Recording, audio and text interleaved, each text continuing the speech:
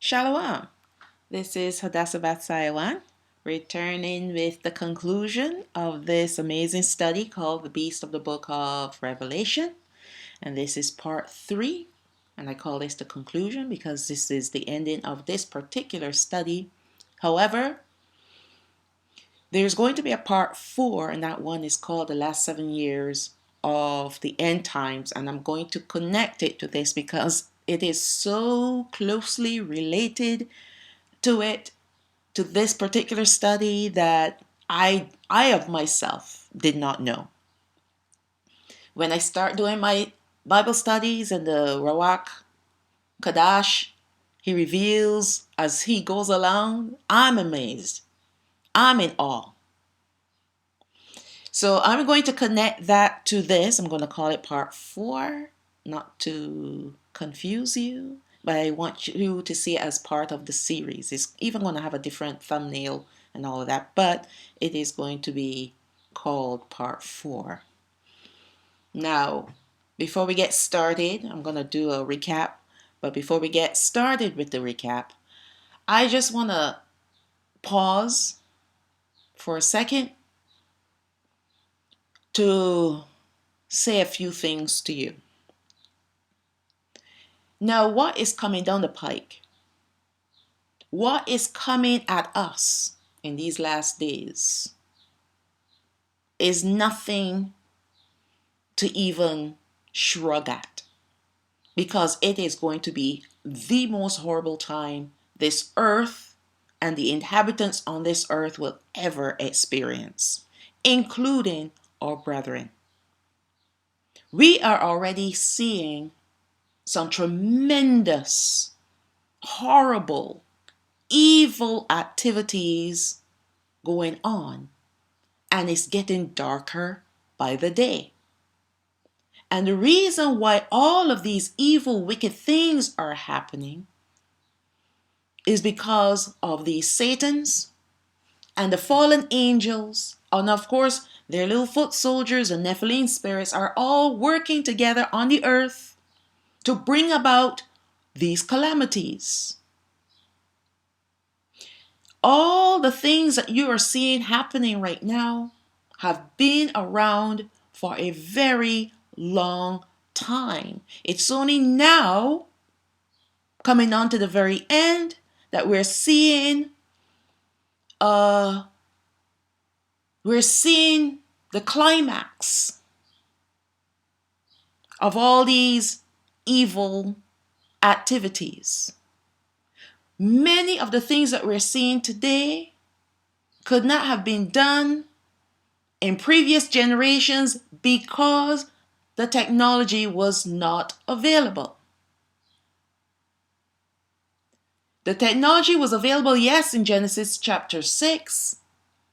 That's why the flood came and destroyed every living thing on this earth. But after that, it took a while for them to get back up to par, to get back into that same level that they were at back in those days. And it is here, the days of Noah and the days of Lot. And what they have done is that they have created all these systems in this world. And these systems, and I call them, they're called the 7 heads. They are the ones that we function off of. They're the ones that affect our daily lives. And they use it to their advantage. And they, brought in their agents. For example, let's take a look at the media and communication system, which covers everything to do with media: newspaper, magazine, television, social media, covers all of that. Telephone, you name it, it covers all of that. And what they have done is that they brought in their entertainers, their agents as entertainers to cause us to fall in love with a character, because that's what they all are. Every single person that you see on television or social media, they have all this popularity, they have all this wealth and fame and fortune. They have it all. They're characters.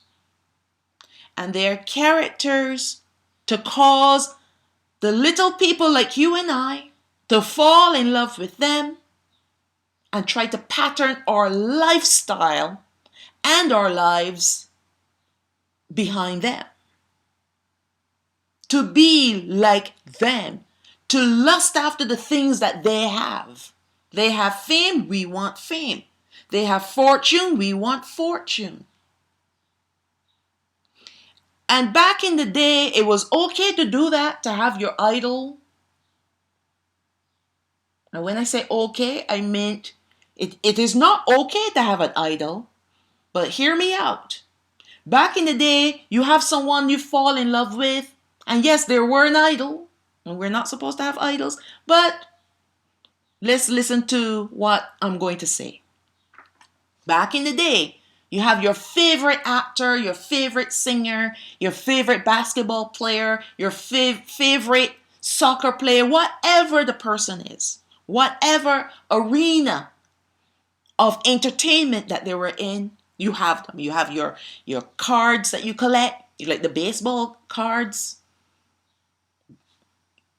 the posters. I remember those days.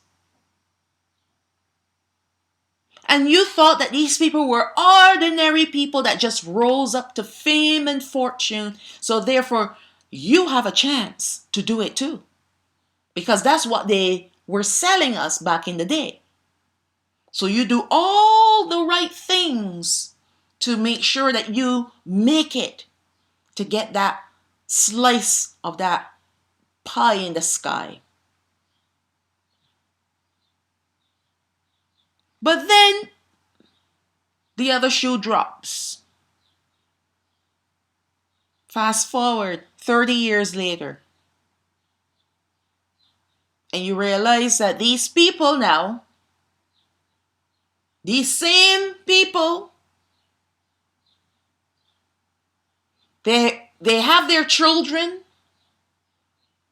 The children, they're raised up and they go on and they do marvelous things like they become actors and actresses, entertainers. And then the new ones on the block that join them, because that's the new generation now of entertainers. And then all of a sudden you realize, but wait a second. But these people, you got the men dressed in skirts and dresses and walking around with pocketbooks, handbags, wearing feminine clothing. And you got the young fellas, the sons, calling themselves females. And then you have the husband and the wife of this child, who the husband being this famous entertainer. Oh, we want our children to be who they want to be. So guess what that is going to do to you? It's going to influence you to think the same way. Because no, it's not about the sports that you love these people for, or the singing, or the acting. No, they're influencing you to raise your children the way how they're raising theirs. To be confused. Bringing you farther away from the light and into the darkness that they live in. This is the purpose of these entertainers. Every single one of them, their purpose is to draw you away from the light and into the darkness.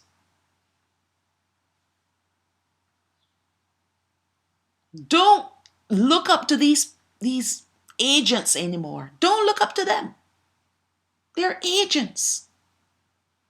They were raised up for this purpose. And yes, it took a while for the agenda to come forth, but it is here. And look what's happening to the young people today.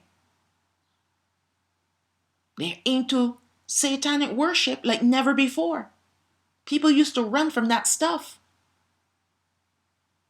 Now they're indulging in it openly because they don't know what they're dealing with. They don't understand the toxic poisons, the toxicity, tongue tie, right, of this darkness, the evilness, the wickedness that is in this darkness. They have no clue. They just think that it's cool to wear the 666 and to put up the hand signals, the hand gestures. Oh, it's cool because my favorite entertainer does it and they're cool. They're famous and I want to be like them. And this God that my father and my mother, they worship, who's he anyway? Well, yes, of course, if the parents are worshiping a God, who's he? And that's why the children don't look to the parents anymore to model themselves after their parents, because the parents are just as lost. The parents are just as lost. They don't even know who they're worshiping. And because they don't know who they're worshiping, and they're worshiping another God, they're worshiping other gods, the gods of our slave masters. And now everything is being revealed and exposed, so there's no excuse not to know. But they don't want to know. And so they carry on as if nothing is wrong, everything is okay. God knows my heart. Which God? There are many gods out there. And there's only one true creator. And that's Yahweh. Allahaya. And if he's not in your life, guess who's in your life punching away at those buttons inside of you? And it doesn't only affect you, but it affects everything around you, including your children. And it's worse for the children, because if the parents are in darkness, imagine the darkness the children are in. It's worse. And this has been the plan of the beast system, the beast empire, the Satans. In fact, let me say beast empires and the Satans for many generations. To get to this point where up is down and down is up, good is evil and evil is good. This is the place where Satan wanted to take this world from the beginning, and now it's here. And the only way out for us is through Allahaya and his light, and to believe in Hamashiach and what he did on the stake for us, shedding his blood to purge us of our sins, to redeem us to the Father.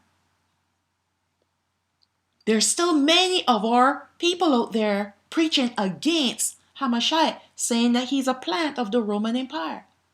a plant of the Romans. That the New Testament is nothing. But that's to their own peril. Because let me say this to you or to anyone who discount the New Testament. Now let me pause for this and say this. Pause for a minute and say this. Not all the books I subscribe to. I do not subscribe to Paul. He's the plant. Because his teachings contradict what Al-Hayam says and what Hamashiach says. But you cannot throw the baby with the bathwater. You got to be able to sift through the mess that they've created in the Bible. And that's why we need Ruach HaKodesh. That's why Hamashiach left him here for us. But there are still many people, even our own brethren, that are tossing aside Hamashiach. And why that is so wrong on so many levels is because you need to go back to the Old Testament that you claim is all we need, and you need to read it again. Because according to what I've read, the only way to the Father is by the shedding of blood. The only way that we can be purged from our sins is by the shedding of blood. And in the Old Testament, that was the Old Covenant, and in fact, there's no such thing as Old or New Covenant per se. It is what has changed it from what is called the Old Covenant into the New Covenant is the blood. That's the only difference. So it's actually the same covenant. It is the same covenant. But under the old ways, we had a tabernacle where the name of Al-Hayam, Yahweh, his name is recorded there. He recorded it himself. We had a tabernacle that was built according to the specifications that Masha saw in the heavens, along with the articles, the furniture, and all the different things that belong to the tabernacle, the priesthood that was raised up, and the high priest. We no longer have any of that. So in order for the Most High to dwell in the midst of his people, they had to do all these rituals, these sacrifices. And the main one was for sin, once a year.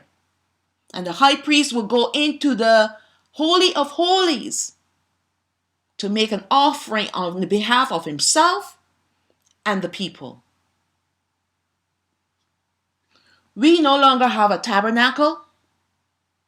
We no longer have a place where the Most High's name is recorded, that he recorded himself. We do not have the original tabernacle because you can't make it. It has to be made according to the tabernacle in heaven.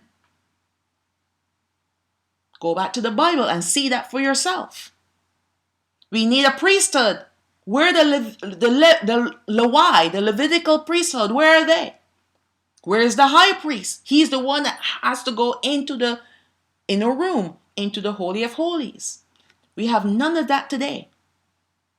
And if you think that your own merit, your own goodness is good enough, you are so wrong on so many levels. Because if we are goodness, and if we were good enough according to the standard that the Most High has given to us from way back in the desert with Masha, then he wouldn't have sent his son to die. And he wouldn't have dismantled the priesthood. They could have carried on with the sacrifices. But as the story goes, we were dispersed, scattered, our identity stolen from us. And so now we are without a country, without the priesthood, without the tabernacle, and yet we want to deny our only way back to the Father. Now tell me if that's not a plan of the enemy or not. Hamashiach is our only way, because he fulfills everything that we need to return to the Father. He is the tabernacle not made with hands. He is also the veil that we pass through. He is the door to the Father. He is the way to the Father. He's the high priest forever. He was the lamb that was slain before the foundation of the world was laid. And he's the eternal sacrifice for our sins. Do we need anything more than that? No, we don't. He's also the Word that came in the flesh. He's the express image of the Heavenly Father. Do we need any more than that? You throw him away, you basically are walking straight into hell, straight into the lake of fire that is prepared for the angels, the fallen angels, and all their wicked minions. And this is what I'm trying to show you today. How Satan has organized, these Satans have organized themselves perfectly, enough to drag so many of us down into the lake of fire with him, because we believe in the lies and the deception, and we reject the truth. It's a horrible thing to reject the truth, because the truth sets us free. What does it set us free from? It sets us free from the darkness. It sets us free from sin. Because if you know the truth and you've been living a lie, you can repent and return to the Father. So that's my little introduction. Let's get started with this conclusion. Okay, before we start part 3 of this marvelous study, let us review the empires and the Satans as stated from the previous 2 studies. Now, according to Danayaal, and this is in chapter 7, there are 4 main beast empires that have been around since the dawn of time. But then according to chapter 2 of the same Danayaal, the book of Danayaal, Daniel, there is a 5th empire made up of iron and clay, and that is the one of the feet and toes. Now, there are no mistakes as far as that is concerned. And then later on, we're going to find in Revelation that there are actually a total of 8 empires that will be raised up on this earth. So here are the first 4. The first one is the Babylonian Empire. It's representative, according to the book of Danayaal chapter 2, the head of gold. And it is also represented as a lion. Now, I'm bringing both these books together, the book of Danayaal chapter 2 and Danayaal chapter 7. All right? So when you put it all together, the Babylonian Empire is represented by, or symbolic, the symbolism to show this empire was the head of gold and the lion. Now the Medes and Persian Empire conquered the Babylonian Empire, and that is represented by the chest, or they call it the breast, and arms of silver and the bear. And the Greek Empire came and conquered the Medes and Persian Empire, and that is represented by the belly and thighs of brass. And the animal that represented this empire was the leopard. And then we have the 4th empire, which is the worst of them all, that conquered the Greek Empire. They have the legs of iron, and it has a nondescript animal because it was so terrible. Now, when you look at the fifth empire that is mentioned, is made up of iron and clay. So it is a part of the fourth empire, which is the Roman Empire.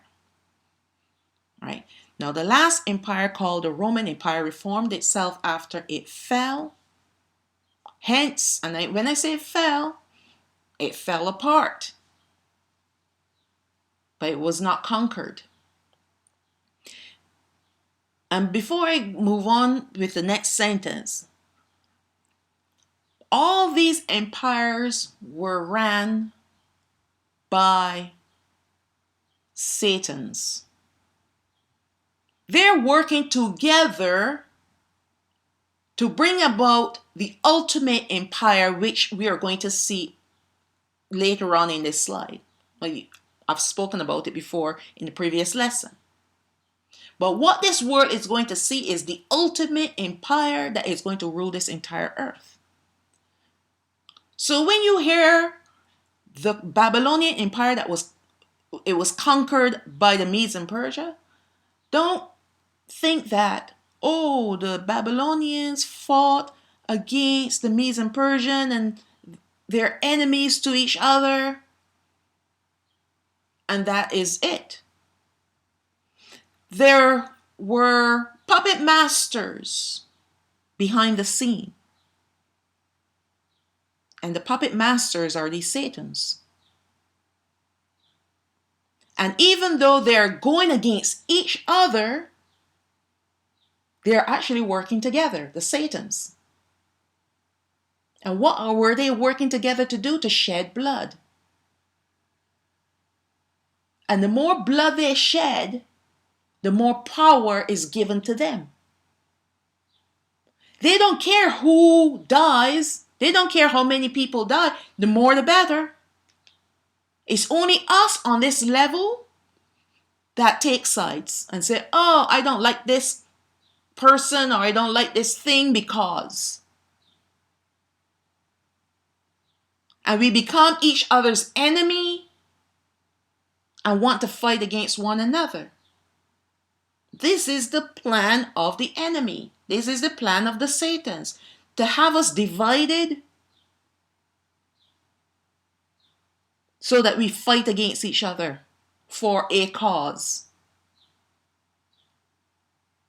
And they will fuel the fire of hatred because that's what they do. And that's why we have all these different hang-ups about one another, whether it's a social issue or color of your skin issue, religious issue, political issue. They're the ones who create the issues to keep us divided from each other. And when we are divided, then we try to conquer the other people to make them be like us.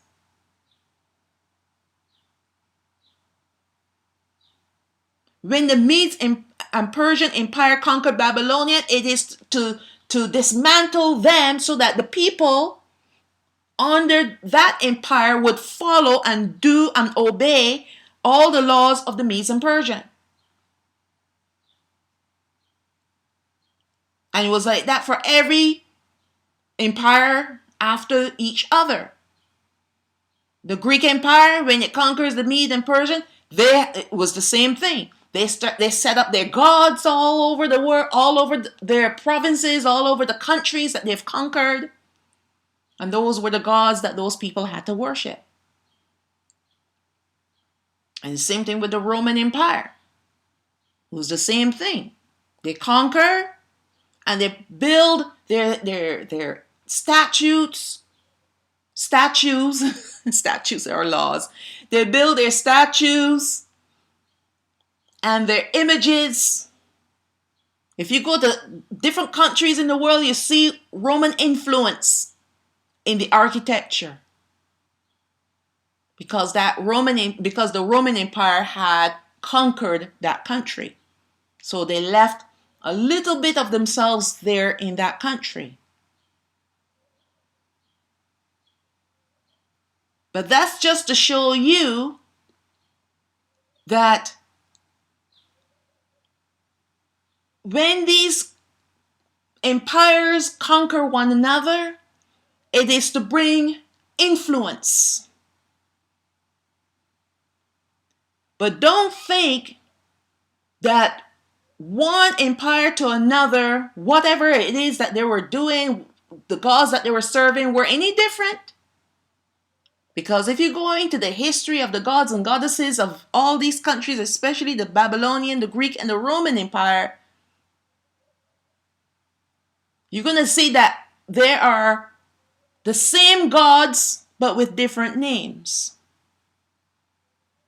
So what was the purpose then of conquering these countries, these empires? Because they're building towards the ultimate empire. That's what they were doing, building towards their final goal.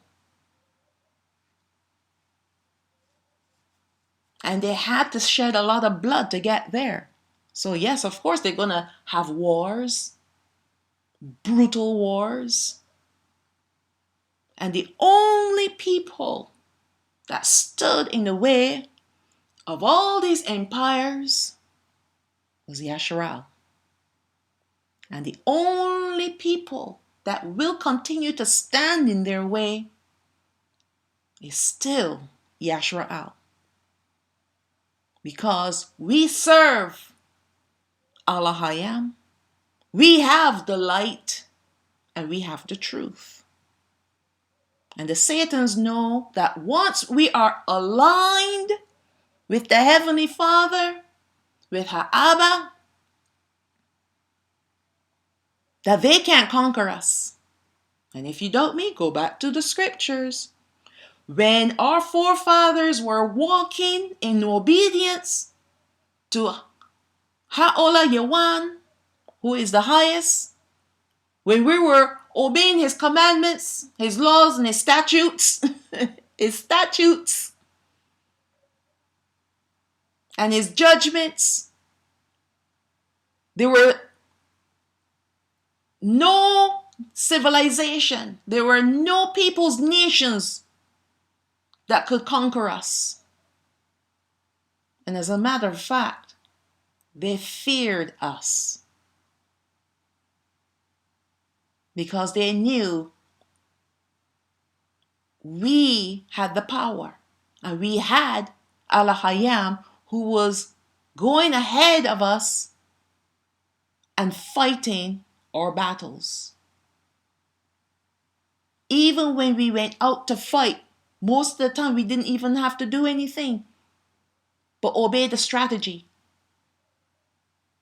And he brought about such a crippling devastation to these armies that it blows your mind. Our people didn't have to do a lot of war, and when they did, they had the victory. And we didn't have any losses.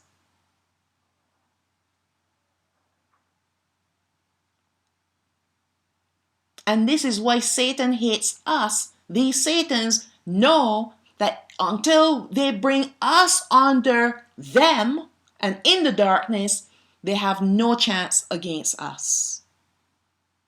None whatsoever. So the real battle here is not the people in the world. And I've said this before.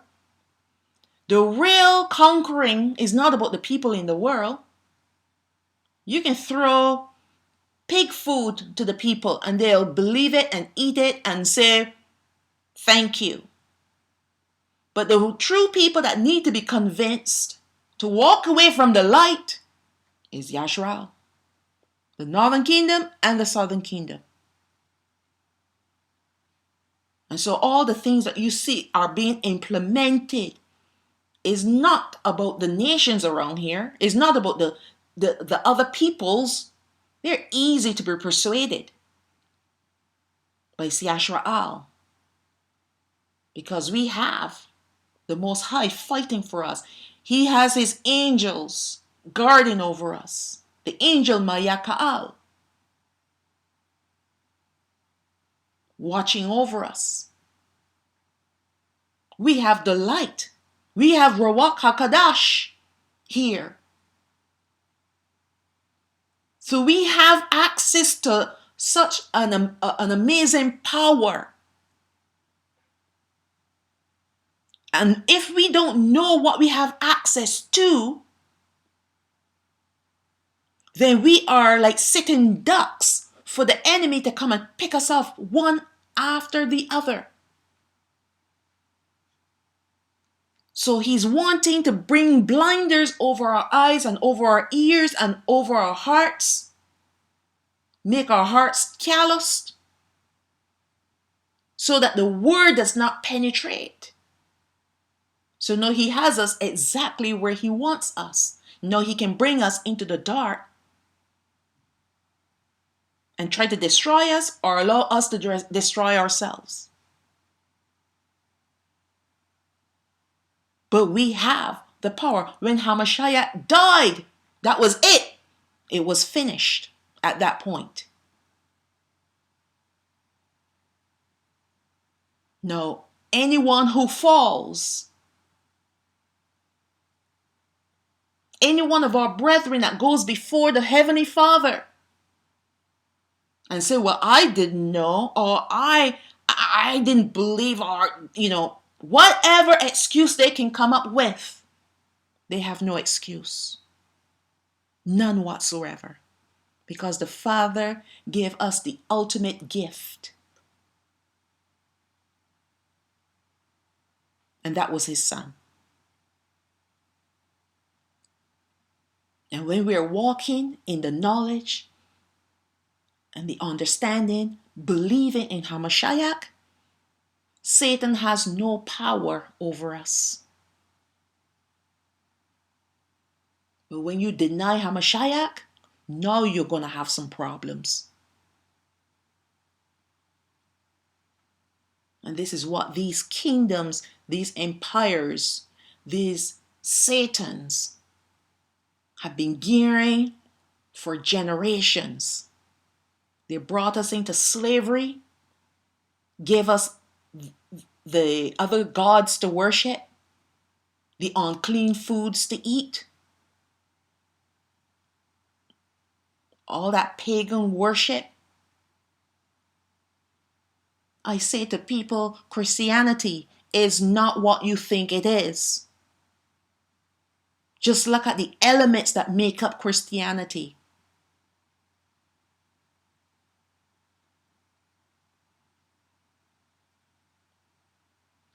Okay, let's move on. Hence, we have the Fifth Empire.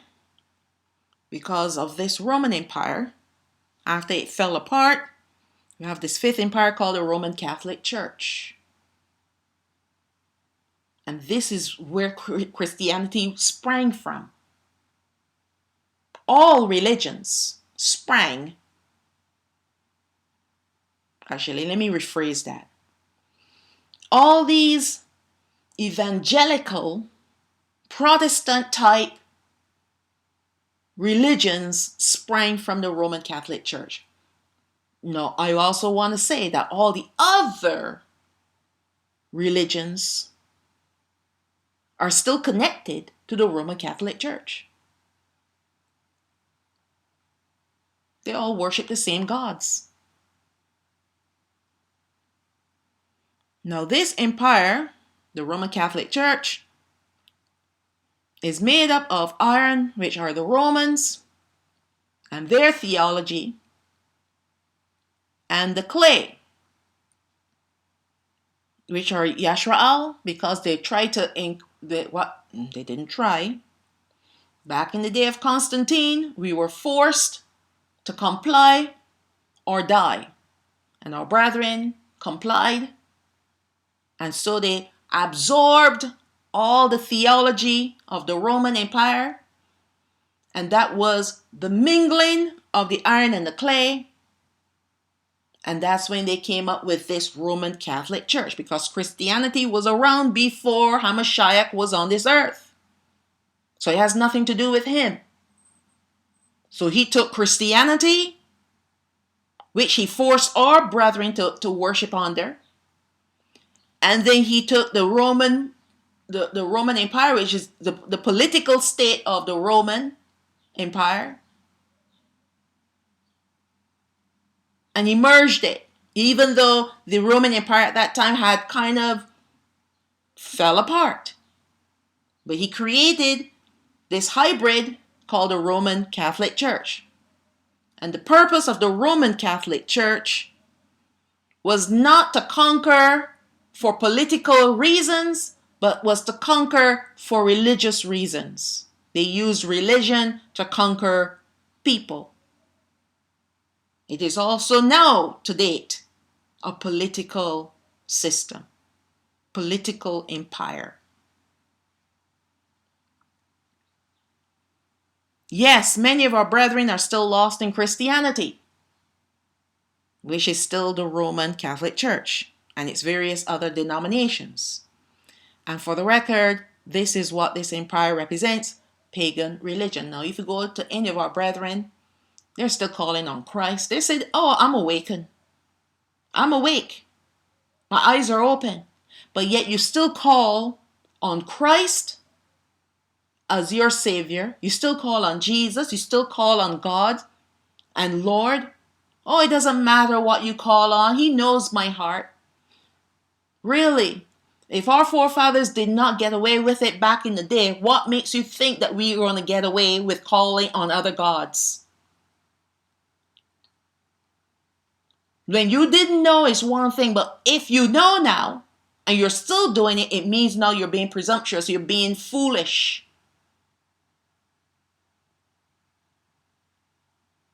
You're thinking, well, it doesn't really matter because he knows my heart.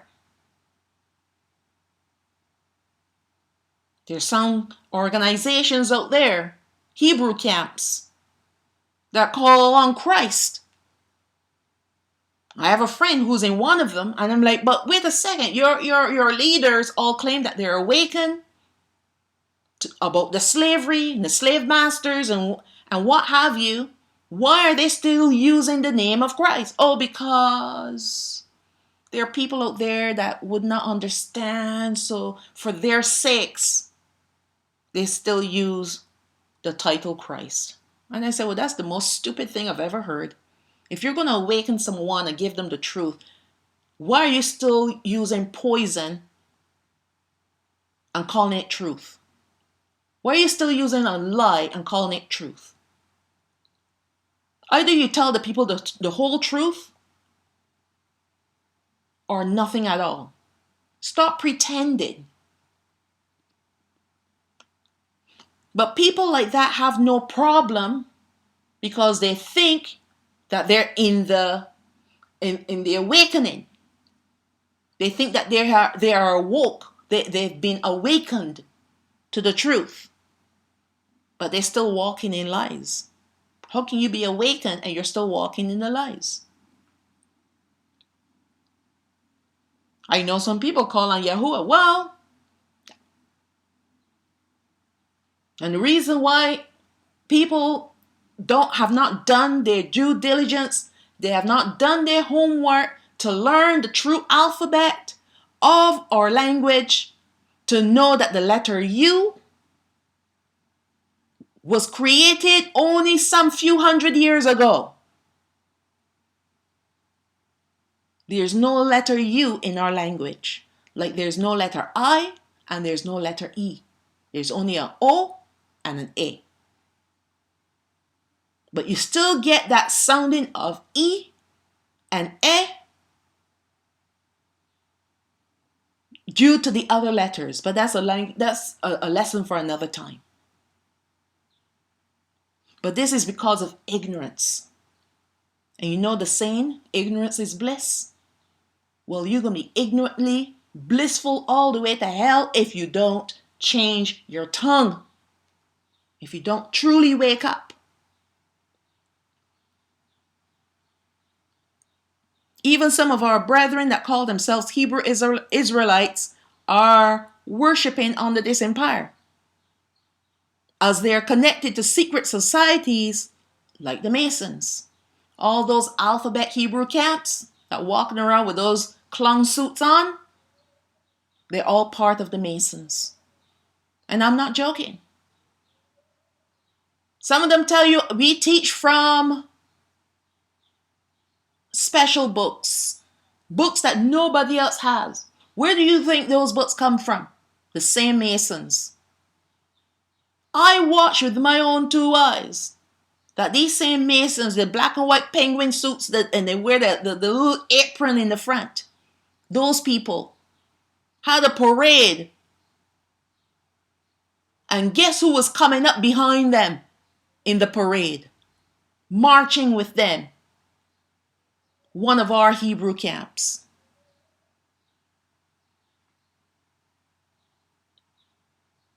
One of the big ones too. And I said, my, no wonder the Father said only a remnant shall be saved.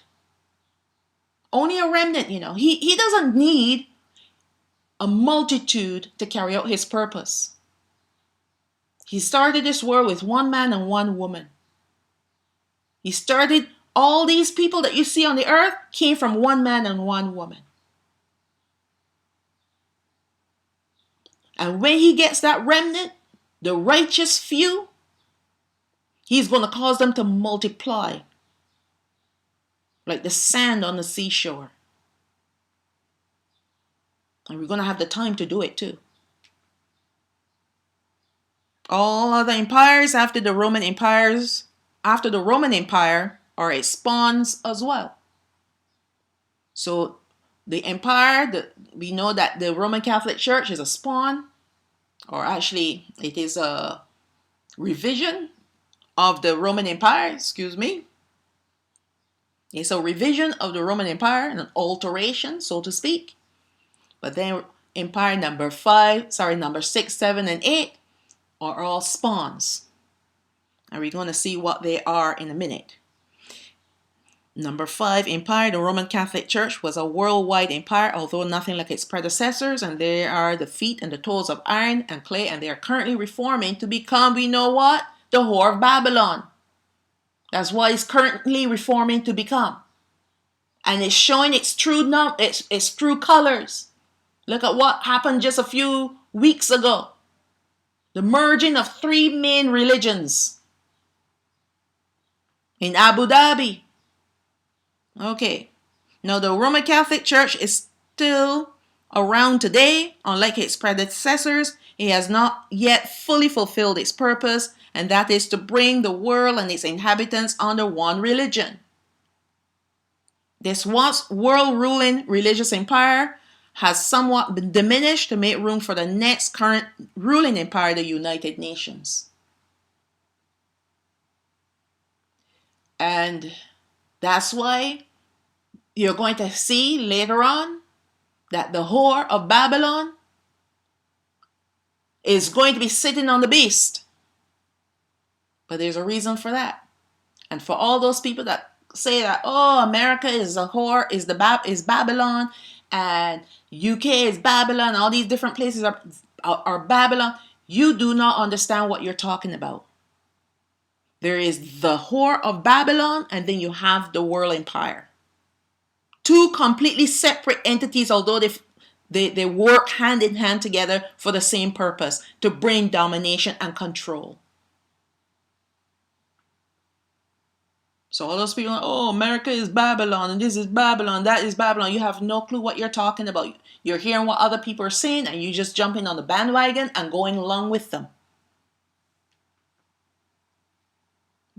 Number 6 empire, the United Nations, is also called the UN abbreviated. It's currently ruling with worldwide dominance, and it's the offspring of the Roman Empire. It's a spawn.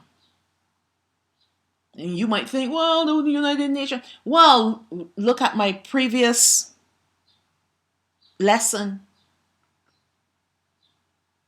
where it shows all these different agencies that this organization owns.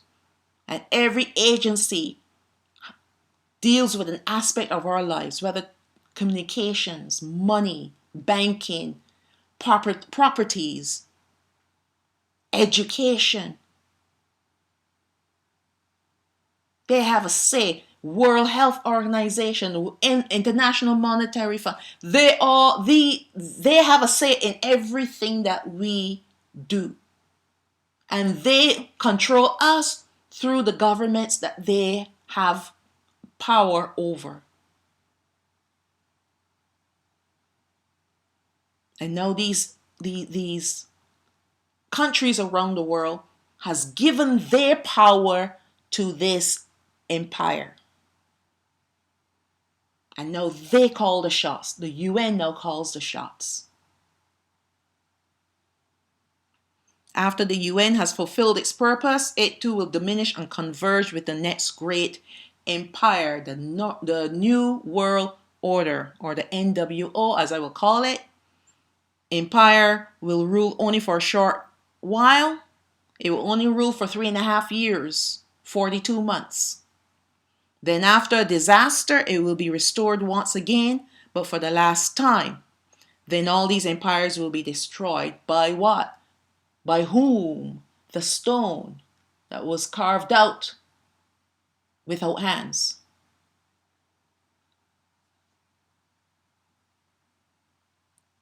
Now we've been hearing about the New World Order for a long time now. You can go all the way back.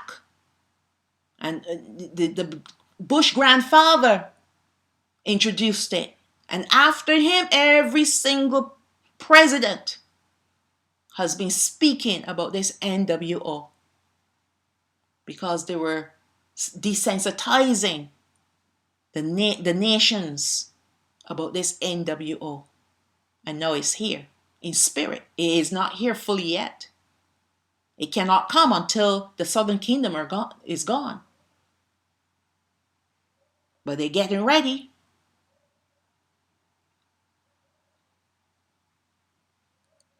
Now let's look at the New World Order, the NWO number 7. That is referred to as the NWO abbreviated. It is primarily an empire of technology. That's one thing we need to understand. It is an empire of technology. That's why it's only going to last for 3.5 years. Okay, I want to say this because in the new study that I'm doing called The Last 7 Years of the End Times, where I map out and show you the timeline, you're going to see why this empire only lasts for a short period of time.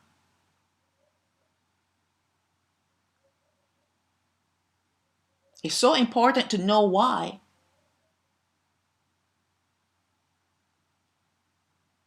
And it's comprised of the 3 animals above. So it's comprised of the lion, the bear, and the leopard. And we're going to see that in the book of Revelation, chapter 13, to be exact. So the New World Order, the NWO abbreviated, this one is an empire of technology. That's why we see such a surge of technology today.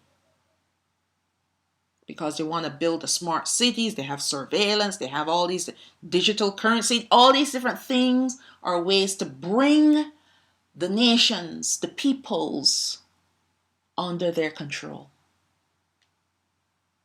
But because of the disaster that will come, the great earthquake that will come, that will literally dismantle their technology, destroy it forever. That's what's going to cause this empire to stop in its tracks.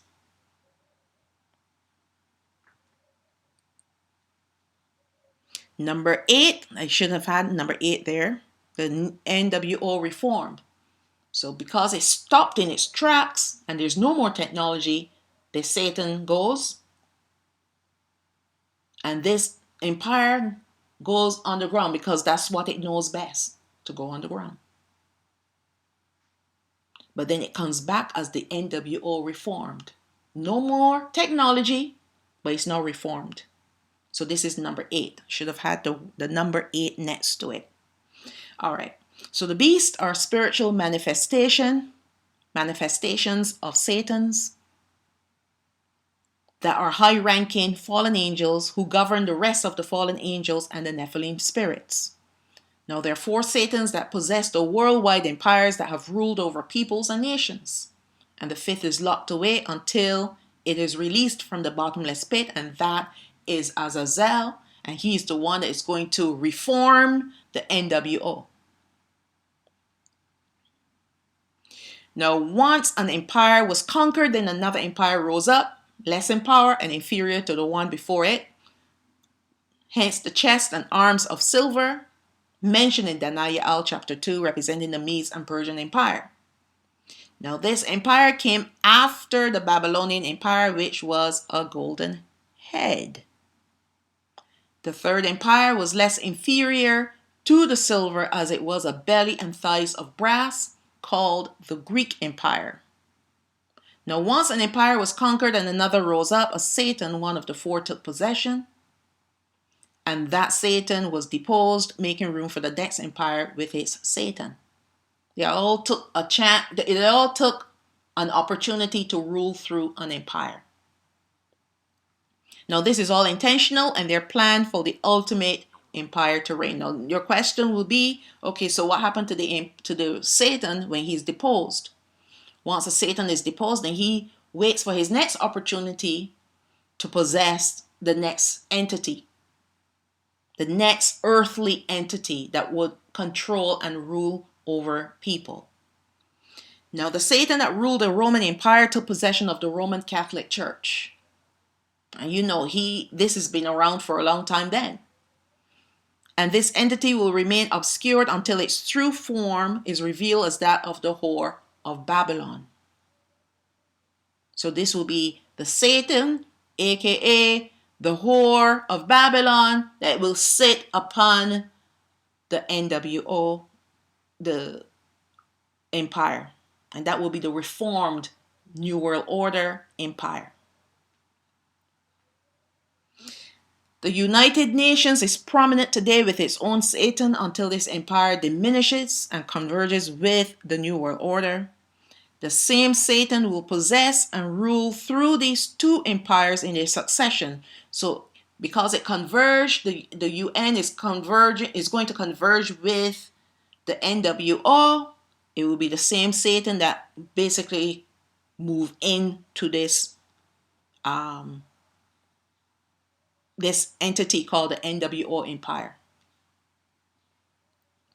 Just like the Roman Empire, the Satan that ruled through that empire moved into the next stage, which is a next phase, which is the Roman Catholic Church. Same thing with the UN and the NWO. It's the same Satan. Now, the same Satan will possess and rule through these 2 empires in their succession. In Revelation 18, more information is revealed to us concerning the beast and the whore. The beast had 7 heads and 10 horns, but no crowns. They are symbolic of 2 entities, mountains or systems. We discussed that. And kings, speaking of kingdoms.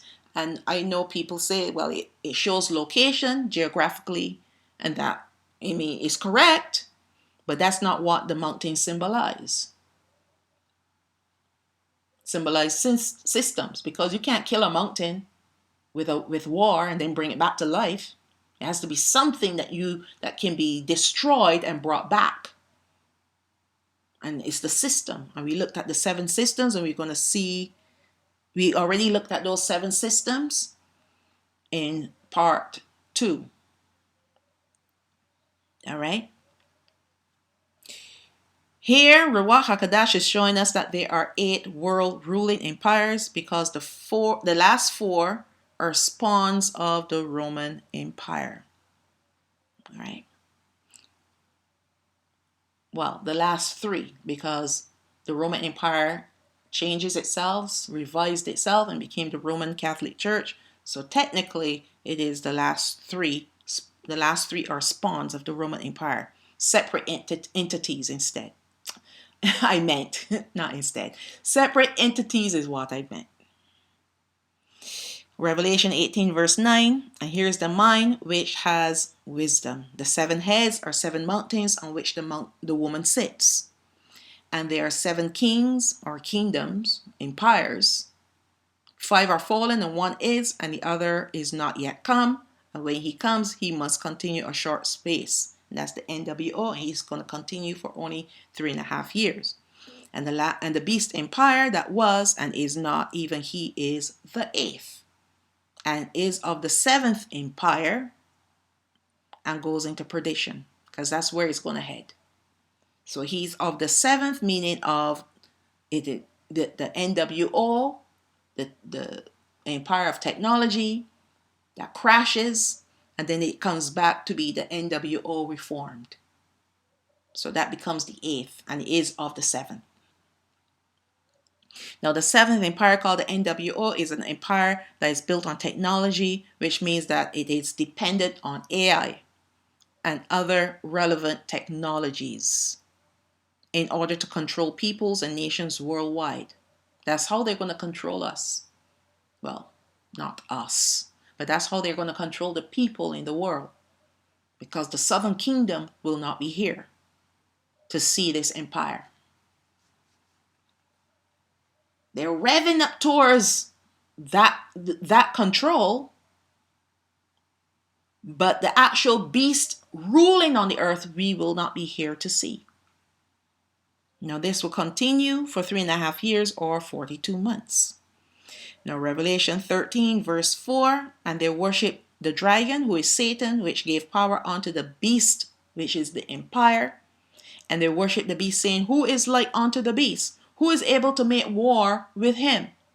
And there was given unto him a mouth speaking great things and blasphemies, and power was given unto him to continue 42 months, 3.5 years. So this is how long this beast empire is going to continue for, 3.5 years. All right. Now, what will occur to devastate the NWO empire with its technology? That Satan will be deposed and Azazel will take over. The NWO will be a technology-based empire, but at the end of its reign, there will be a great catastrophic earthquake that will shake both the heavens and the whole earth, throwing this empire into great calamity.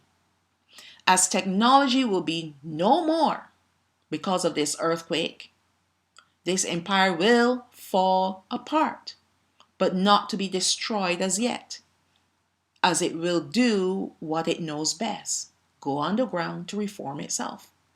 So let's look at Revelation chapter 6, verse 12, and this is the 6th seal. And I beheld when he opened the 6th seal, this is Hamashiach, and lo, there was a great earthquake, and the sun became black as sackcloth of hair, and the moon became as blood, and the stars of heaven fell unto the earth, even as a fig tree casts her untimely figs when she is shaken of a mighty wind. And the heavens depart as a scroll when it is rolled together, and every mountain and island were kept moved out of their places. Now, I know people say that the stars of heaven that fell onto the earth, they call them angels, but that's not what they are. The angels are already fallen. The stars that fall from heaven will be the stars in the sky, what we call those lights that we see in the sky. They were governed by the fallen angels. Every angel had their own star. So what happens when the time comes and the earthquake shakes the heavens and the earth? These stars are going to fall to the earth and destroyed forever.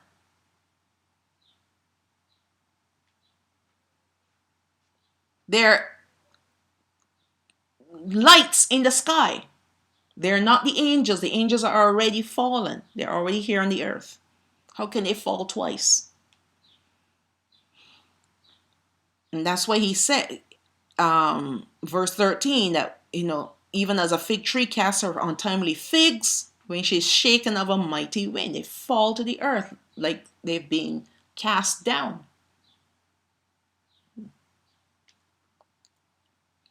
Verse 14, and the heaven departed as a scroll when it is rolled together. Now, pause and think about that. There are some people that are saying that we're already in the trumpets, and I can't imagine how could we possibly be in the trumpets when we have not seen this event taking place as yet. We have not had this catastrophic earthquake as yet. Because we are supposed to look up and see the heavens, and we're supposed to see the Heavenly Father and the Lamb,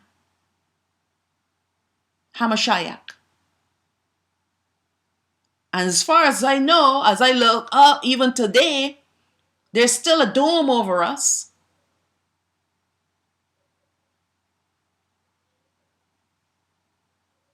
And on top of that, which earthquake caused every mountain? He said, he did not say one mountain or a couple mountains in a country. He said every mountain and island. So I mean every mountain, all the mountains, all the islands were moved out of their places.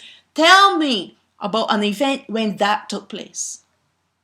We still have islands and we still have mountains. Verse 15. And the kings of the earth, these are the rulers now.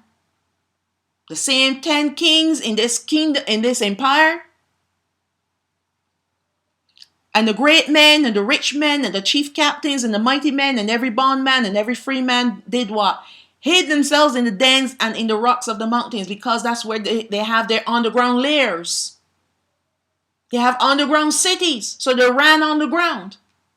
That's why I'm saying the NWO with all its leaders, because the technology is destroyed and the firmament is rolled back like a scroll, and the face of the Most High, Ha'olah Yawan, and the face of the Lamb, who is Hamashiach, will be shown. So they're going to run for the hills. They're going to run for their dens. They're going to run and hide. And not just them, but the people on the earth too. Going to run and hide. Verse 16, and said to the mountain and rocks, fall on us and hide us from the face of him that sits on the throne. That's Ha'olah Yawan. And from the wrath of the Lamb. They're going to show themselves. They're going to show their faces. Verse 17, for the great wrath of it, for the great day of his wrath is come. And who shall be able to stand? No one. Not even their technology will be able to withstand this earthquake, and it will be destroyed forever. So no more digital ID, credit cards and ATM machines and all these different technologies that we're using. They're going to do away with that anyway, because they're going to have the central digital currency. No more surveillance cameras. No more smart cities, as they will become dumb cities. No more Wi-Fi, no more social media, and no more electricity. Hence, life on earth will be restored back to where it was before technology was introduced. As you will read in the remaining chapters of Revelation, men will be riding on horses and on ships as their modes of transportation. There'll be no more technology. So all these people are talking about the nukes and the World War III with the nuclear wars, and I don't see that anywhere in the Bible. They're looking at the power of the Most High to melt men where they're standing, and they're calling it nuclear weapons. And that's because you have a very secular mind. You don't have the mind of the Most High. You don't understand his ways and his power. Like, he needs the power of the technology of the fallen angels to do his business. Yes, he utilized them when he wants to, but there's no such thing as nuclear weapons. I keep saying this.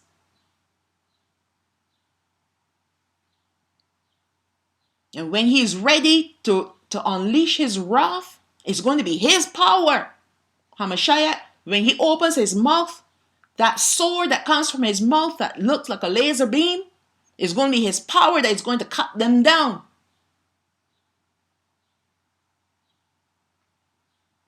No such thing as nuclear weapons.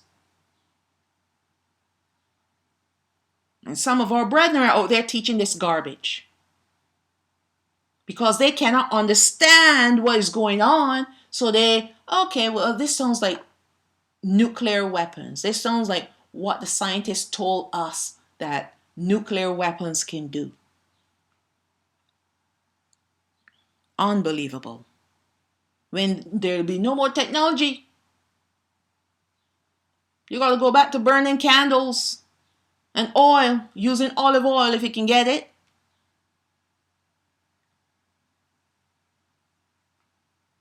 All right. They will be using simple artillery like bows and arrows, spears, javelins, and shields once again. Just take a look at Ezekiel 38 and 39 when the armies came into the mountains of Yashraal and were slaughtered there. Did they come with their machine guns? Did they come with their big trucks? Did they come with their helicopters and their fancy airplanes, their stealth planes? No, they came on horseback. And if you look throughout Revelation, especially after the sixth seal, you see what technology was like in those days. It was nothing. When the men were crying, that the merchants that traded with the whore of Babylon, when they saw her smoke going up in the air, where were they? On ships. They traveled on ships. Because there's no more technology. The only technology they have is to sail, using the wind and oars. Now the weapons that were left behind were bows, arrows, shields, bucklers, handstaves, and spears. No more technology. No more technology. It will be at this time that as the seal judgments will be almost complete, the seventh seal will be ready to be opened. After the seventh seal is opened and the first 5 trumpet judgments are ushered in, then the last Satan, Azazel, will be released from the bottomless pit to take over the reins of the reformed NWO to be the 8th empire. Now, because this Satan will cause the reformed NWO, the 8th empire, to flourish again, people will be in awe. It will also be aided by another Satan, which will possess another entity called the whore of Babylon. So that's why you have the woman sitting on the beast. This whore has been around a long time in the form of the Catholic Church, the papacy, and the Vatican combined. It is through this whore that trade and commerce will cause this reformed empire to become wealthy again, and it will not take very long for this to happen. Now that we have an understanding of the 5 Satans and how they have been and will be operating through these empires, let us recap where all these 5 Satans will be and what they will be doing here on the earth. The UN will diminish and converge to become a part of the NWO, that is one Satan. The Roman Catholic Church received its Satan via its predecessor, the Roman Empire. This is number 2 Satan. Now we move into the false prophet and the image of the beast empire will each have their own Satan, which now will be a total of 4 Satans roaming the earth. And the fifth Satan will be Azazel, who will take over the reformed NWO.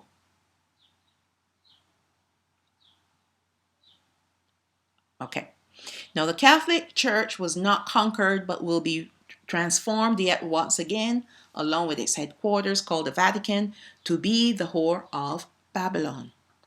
The whore is also called the mother of harlots, meaning it is an entity that has spawned many religions over the centuries. And now it has gathered these religions to roost under its wings. Therefore, the whore, is rightfully called pagan religion. It is also a city, as the Vatican is a city, the place that will rise up to be the center for all trades and commerce, and the headquarters for its worldwide one pagan religion.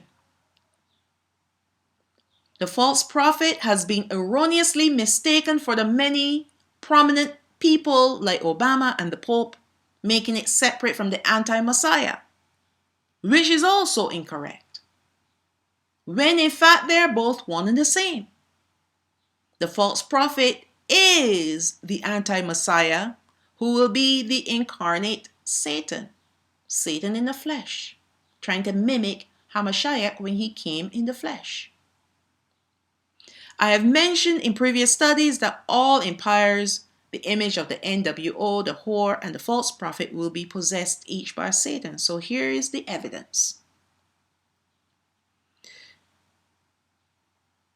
In Revelation chapter 20, verse 13, and I saw 3 unclean spirits like frogs come out of the mouth of the dragon, who is the image of the NWO, and out of the mouth of the beast, which is the NWO, and out of the mouth of the false prophet, which is the anti-Messiah. For they are the spirits of devils, of Satans, working miracles, which go forth unto the kings of the earth and of the whole world to gather them to battle of the great day of Allah Hayam Shaddai.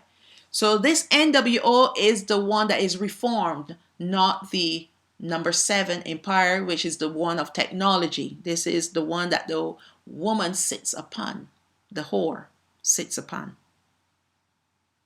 Now the 3 unclean spirits like frogs that came out of the mouths of the physical entities are the Satans. The dragon mentioned is the physical representation of the image of the NWO that was made, and it will be possessed by Satan. So if you want to know what the image is going to look like that they are told to make, it's going to be a dragon. Please remember that Yawachanan was in a vision, seeing in the spiritual realm, and all these images that he saw were spiritual and they were prophetic imagery. These images are symbolic, and although the NWO is a combined effort of wicked people on many different tiers to dominate the world, this entity was seen as a beast. And we're talking about the one that was technology based and the other one that was reformed. The message that we need to receive from Yawachanan's visions of these beast empires is to know who is really behind them, what their agendas are, and why they have their agendas.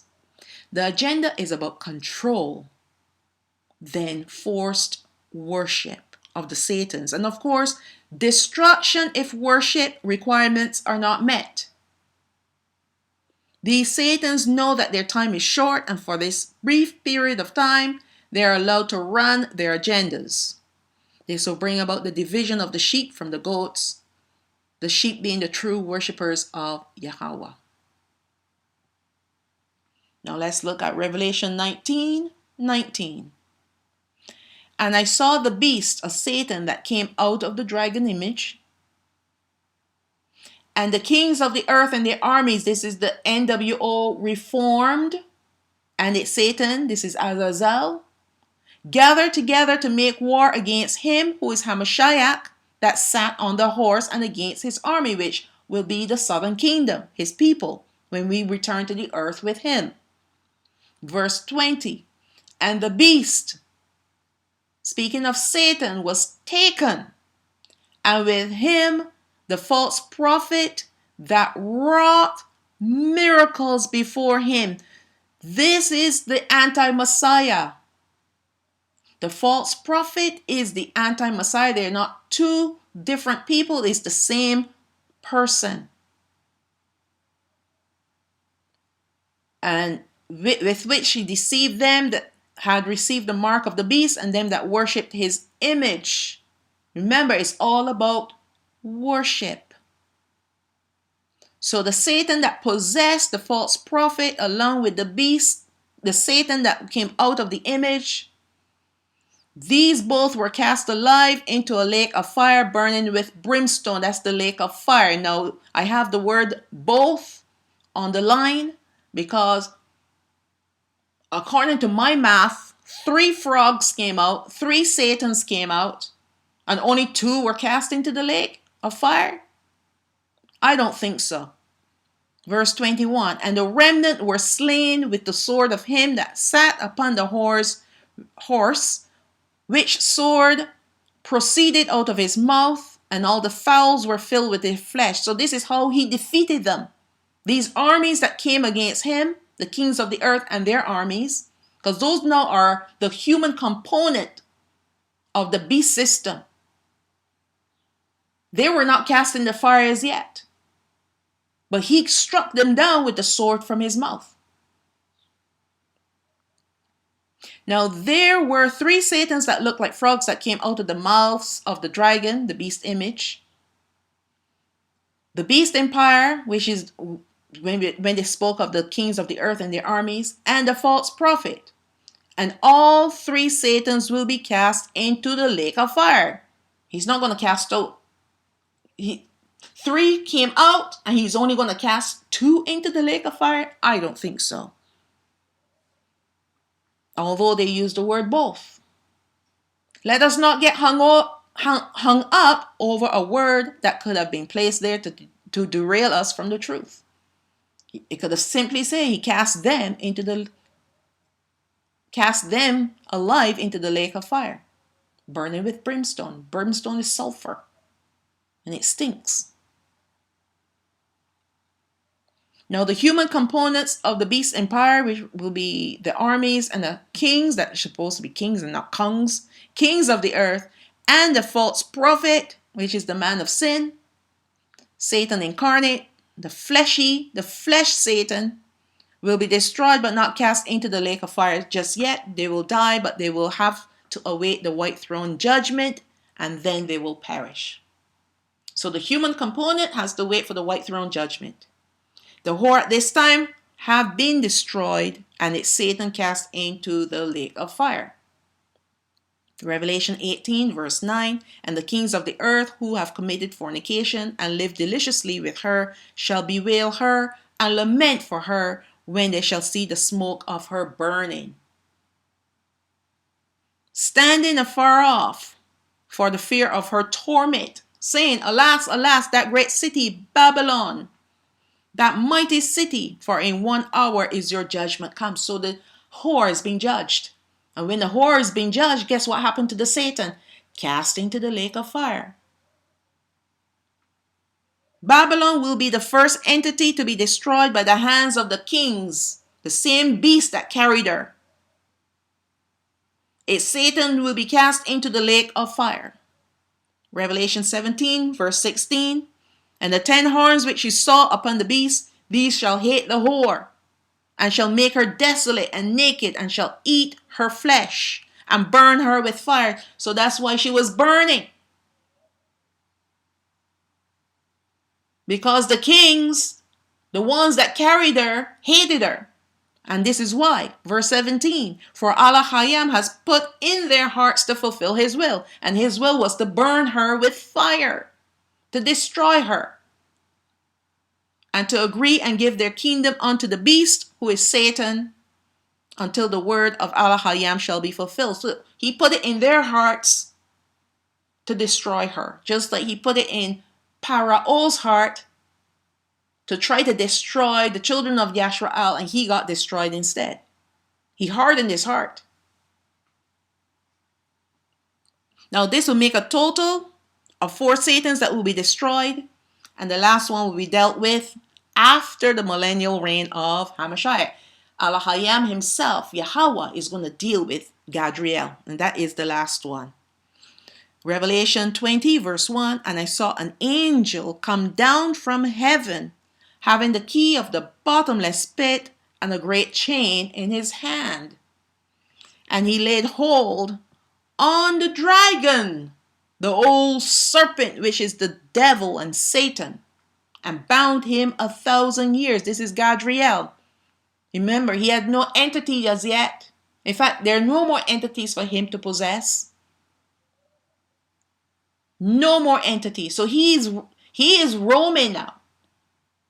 But not anymore, because an angel comes and bounds him 1,000 years and cast him into the bottomless pit, verse 3, and shut him up and set a seal upon him that he should deceive the nations no more till the 1,000 years should be fulfilled. So he shut his mouth, sealed up his mouth, can't speak. Remember, these demons, these devils, the poison that comes from their mouth is what contaminates us, because they use it to influence us to do evil, to do wickedness. So he's cast into the bottomless pit, and there's a seal put over his mouth. And after that, he must be loosed a little season. Verse 4, and I saw thrones, and they sat upon them, and judgment was given unto them. And I saw the souls of them that were beheaded for the witness of Yahweh and for the word of Elohim, and who had not worshipped the beast, neither his image, neither received his mark upon their foreheads or in their hands. And they lived and reigned with Hamashiach 1,000 years. Verse 5, but the rest of the dead lived not again until the 1,000 years were finished. So this would be all the wicked people that are awaiting the white throne judgment. So the ones that have been judged, the ones that have been beheaded, who did not worship the beast, neither his image, this is the first resurrection. It's called the resurrection to life. And these are the ones that will live and reign with Hamashiach 1,000 years. Verse 6, blessed and holy is he that has part in the first resurrection. On such the second death has no power. They're not going to be judged anymore. There's no more fear of death. It's over. It's finished. But they shall be priests of Elohim and of Hamashiach, and shall reign with him 1,000 years. Verse 7, and when the 1,000 years were expired, Satan shall be loosed out of his prison, and shall go out to deceive the nations which are in the four quarters of the earth, Gog and Magog again, to gather them together to battle, the number of whom is as the sand of the sea. And you wonder, why all this destruction, previously people die. Yes, but after 1,000 years, people tend to procreate. We will still be able to procreate, even then. So they're going to build their numbers up, just like the children of Yashrael will build our numbers up. And here's the strange thing, because Satan is not around to influence anybody. There's just Hamashiach and his priesthood, which will be his people. Pure worship, true worship on the earth. But these people will still have a wicked heart. Because once this Satan, Gadriel, is released from his prison, he will gather them together to go after Hamashiach and the saints. Let's read on. And they were as the sand of the sea. There were numerous of them. A great number of them. Verse 9. And they went up on the breadth of the earth and compassed the camp of the saints about and the beloved city, and fire came down from Elohim out of heaven and devoured them. So there's no more fight for us. We're done. Even Hamashiach, he's done too. This is now the battle for the Father. This is now the Father dealing once and for all with Gadriel. Because it was Gadriel that caused the angels to follow him, to fall from the heavens. It was Gadriel that tempted Hawa in the Garden of Eden. So now Al-Hayam is going to take his final revenge on the same Satan. He's trying to destroy his son and his saints. So the Father now is finished. Verse 10. And the devil that deceived them was cast into the lake of fire and brimstone, where the beast and the false prophet are, and shall be tormented there, and shall be tormented day and night forever and ever. You don't want to go there. Nobody wants to go there, because that's exactly where you're going and who you're going to be seeing. Verse 11. And I saw a great white throne, and him that sat on it, and from whose face the earth and the heaven fled away, and there was found no place for them. And I saw the dead, small and great, stand before Al-Hayam, and the books were open. And another book was open, which is the book of life. And the dead were judged out of those books according to their works. So the books that were first opened were the books of their works, and the second book is the book of life. So he's judging them on their works, and he's going to check to see if they made it into, if their names were blotted out of the Lamb's book of life. Verse 13, and the sea gave up the dead which were in it, and death and hell delivered up the dead that were in them. And when you say dead, you mean the living dead, because hell is the other part of Hades, because Hades is divided in two, the gulf in the middle. One half is called Abraham's bosom or paradise. The other half is called hell. So whoever is living in hell, waiting their final judgment, they're the ones that are going to be delivered up. And they were judged every man according to their works. And death and hell were cast into the lake of fire. This is the second death. And whosoever was not found written in the book of life was cast into the lake of fire. So if your name is not written in the Lamb's book of life, you will be cast into the lake of fire. The last remaining Satan will be Gadriel, who deceived Hawath in Hagan, Odan, that's the Garden of Eden. And he is deposed from the NWO Empire number 7, the technology-based empire. He will wait for his opportunity to bring destruction again. But this time around, destruction will come upon his kingdom, his empire. The NWO reformed, the whore, the false prophet, and the image of the empire. Gadriel will be cast into the bottomless pit for 1,000 years, his mouth sealed. This will give the earth a chance to experience peace and to blossom again with people. Unfortunately, after 1,000 years, despite the peace and goodness people will experience on the earth, there will still be many who will rebel once Satan is released from his prison. They will choose to follow him to war against Hamashiach and his people. After he is destroyed, the final judgment will be made against all the people who are not resurrected to life. Those whose names are found in the Lamb's book of life will have eternal life. Okay, so now let's take a closer look at the UN. We saw how the Roman Catholic Church is a very powerful machine in the world of religion and politics. Now let us look at the United Nations to see this demonic mechanism. As my apology, I thought this was mentioned in part 2, but it is in part 3. This list of these alphabet agencies. All right. I did mention before that the United Nations have many agencies which they use to control every aspect of our lives.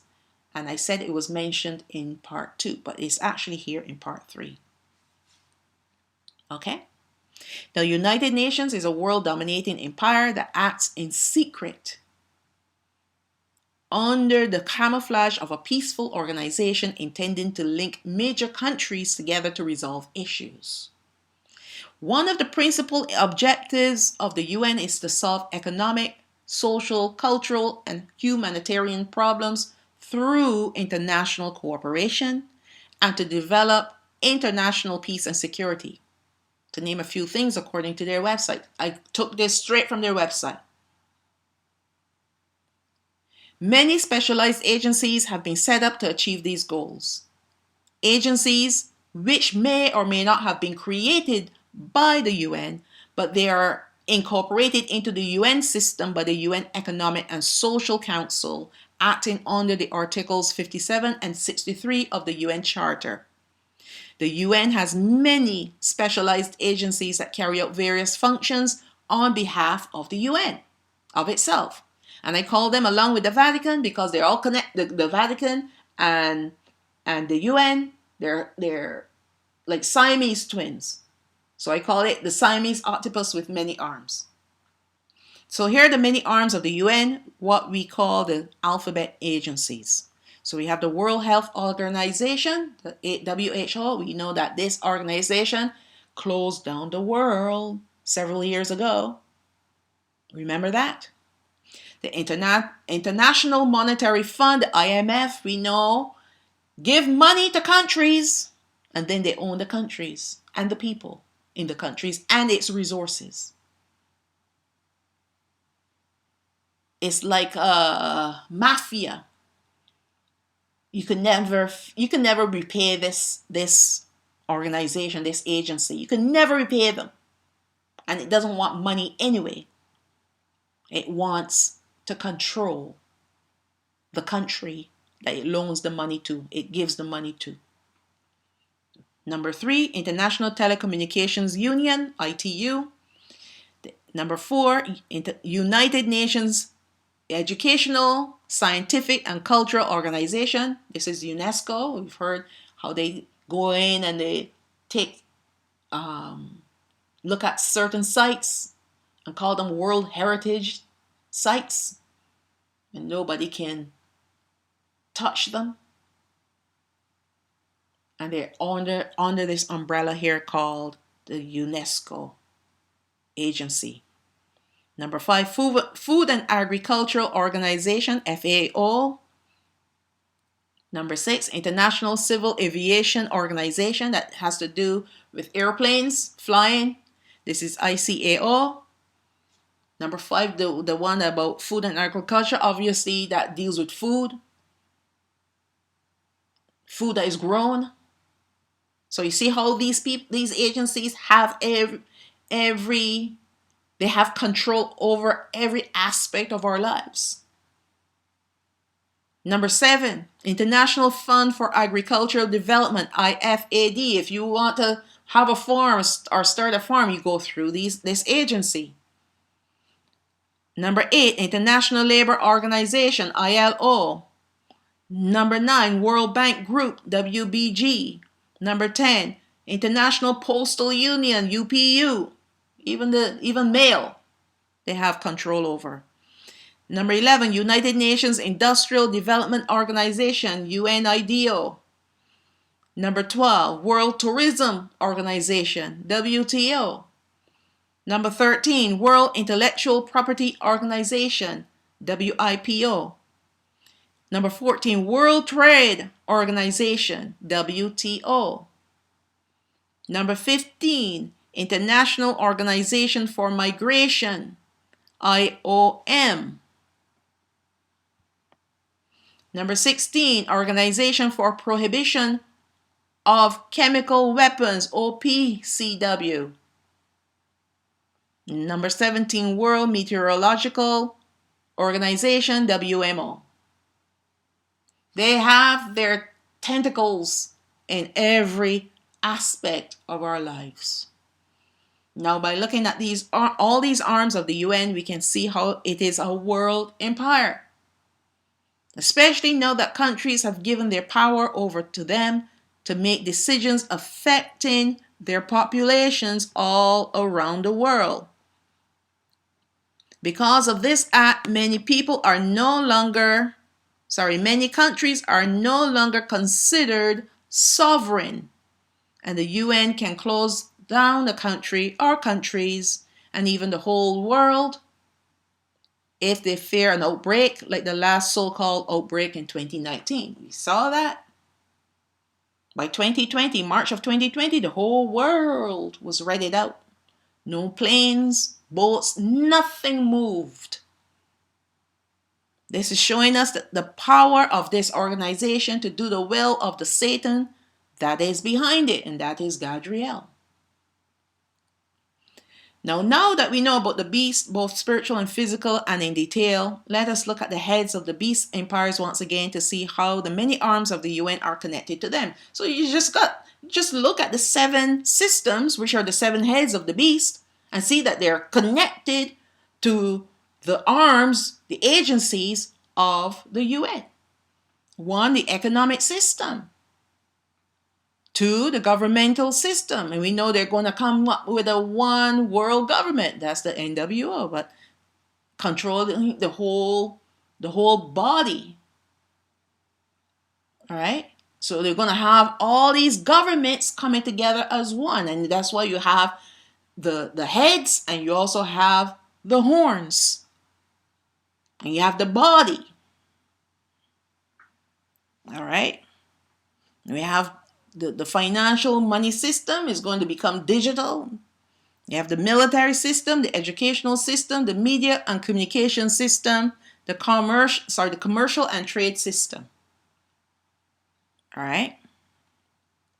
Now the head that was wounded will be the economic system through a war that will take place. So this will be intentional. And we're going to see more about that in the next study, talking about the last 7 years of the end times.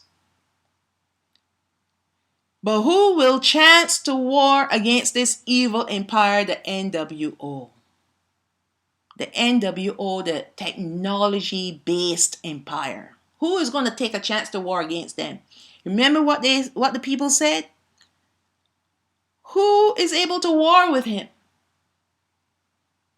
Whoever will decide to war against this very wicked empire will have to be an extraordinary people.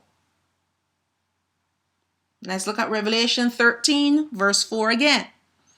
And they worshipped the dragon, which gave power unto the beast, and they worshipped the beast, saying, Who is like unto the beast? Who is able to make war with him?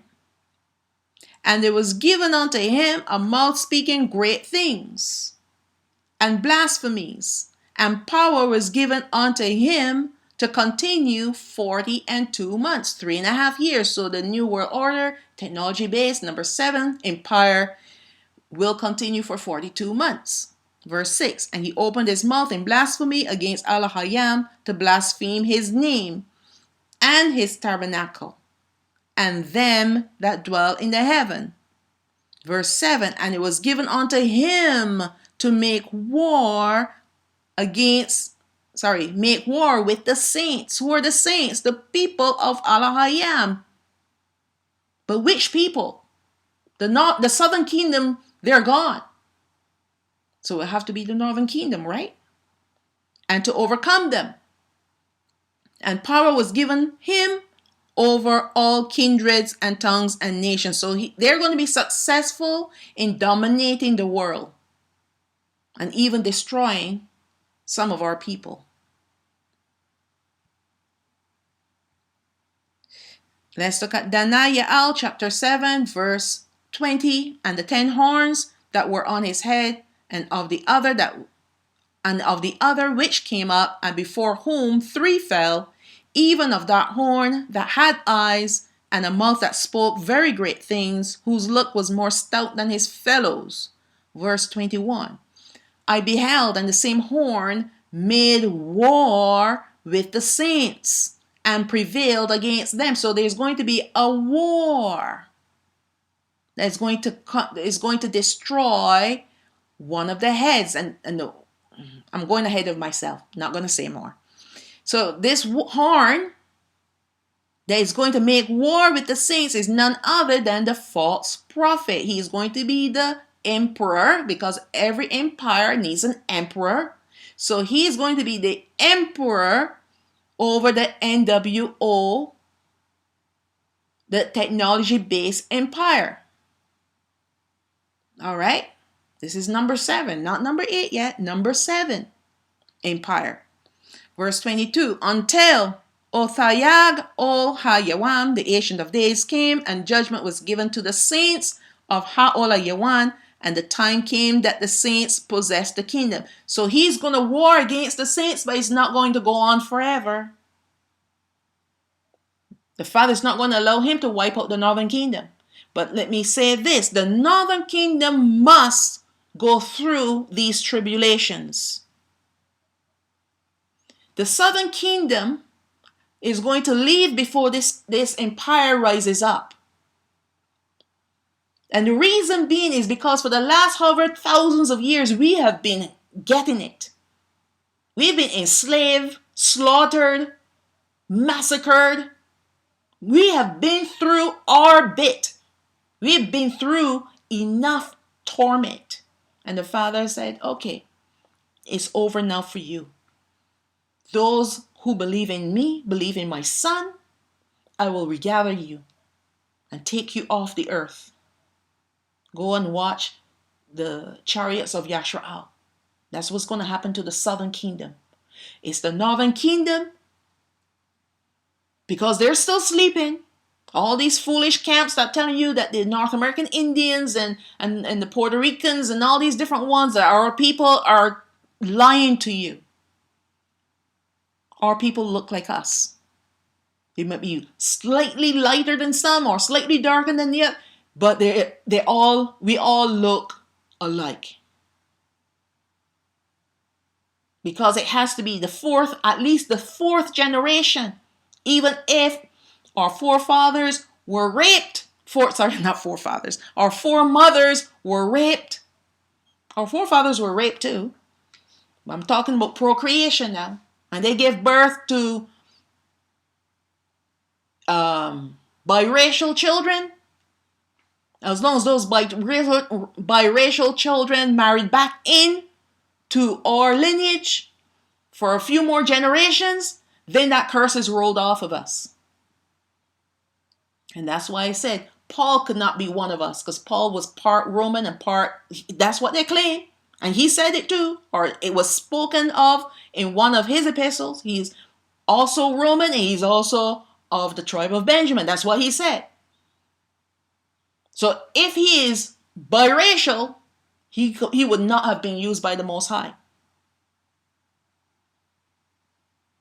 And some people will get angry to hear this, because a lot of people want to go and marry Caucasian men or women. They want to go and marry Indian, Chinese, Filipino, and think that this is okay, for as long as I marry them and I am Yashrael, then they can come in under me. No, it never worked before. The mixed multitudes were the ones who brought a lot of problems in our midst when we were in the wilderness. So the Father said, I'm done with that. I'm done with that. So he's not bringing out a mixed multitude anymore. It's going to be his people to the fourth generation. That's why he waited after 400 years.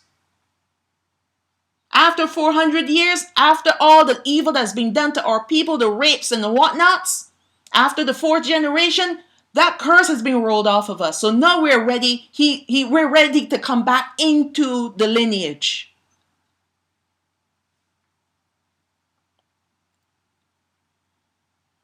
All right. Especially the ones that he is going to regather. Yes, it wasn't the fault of our foremothers that got raped. That's not going to be held against them. But how about the foolish ones?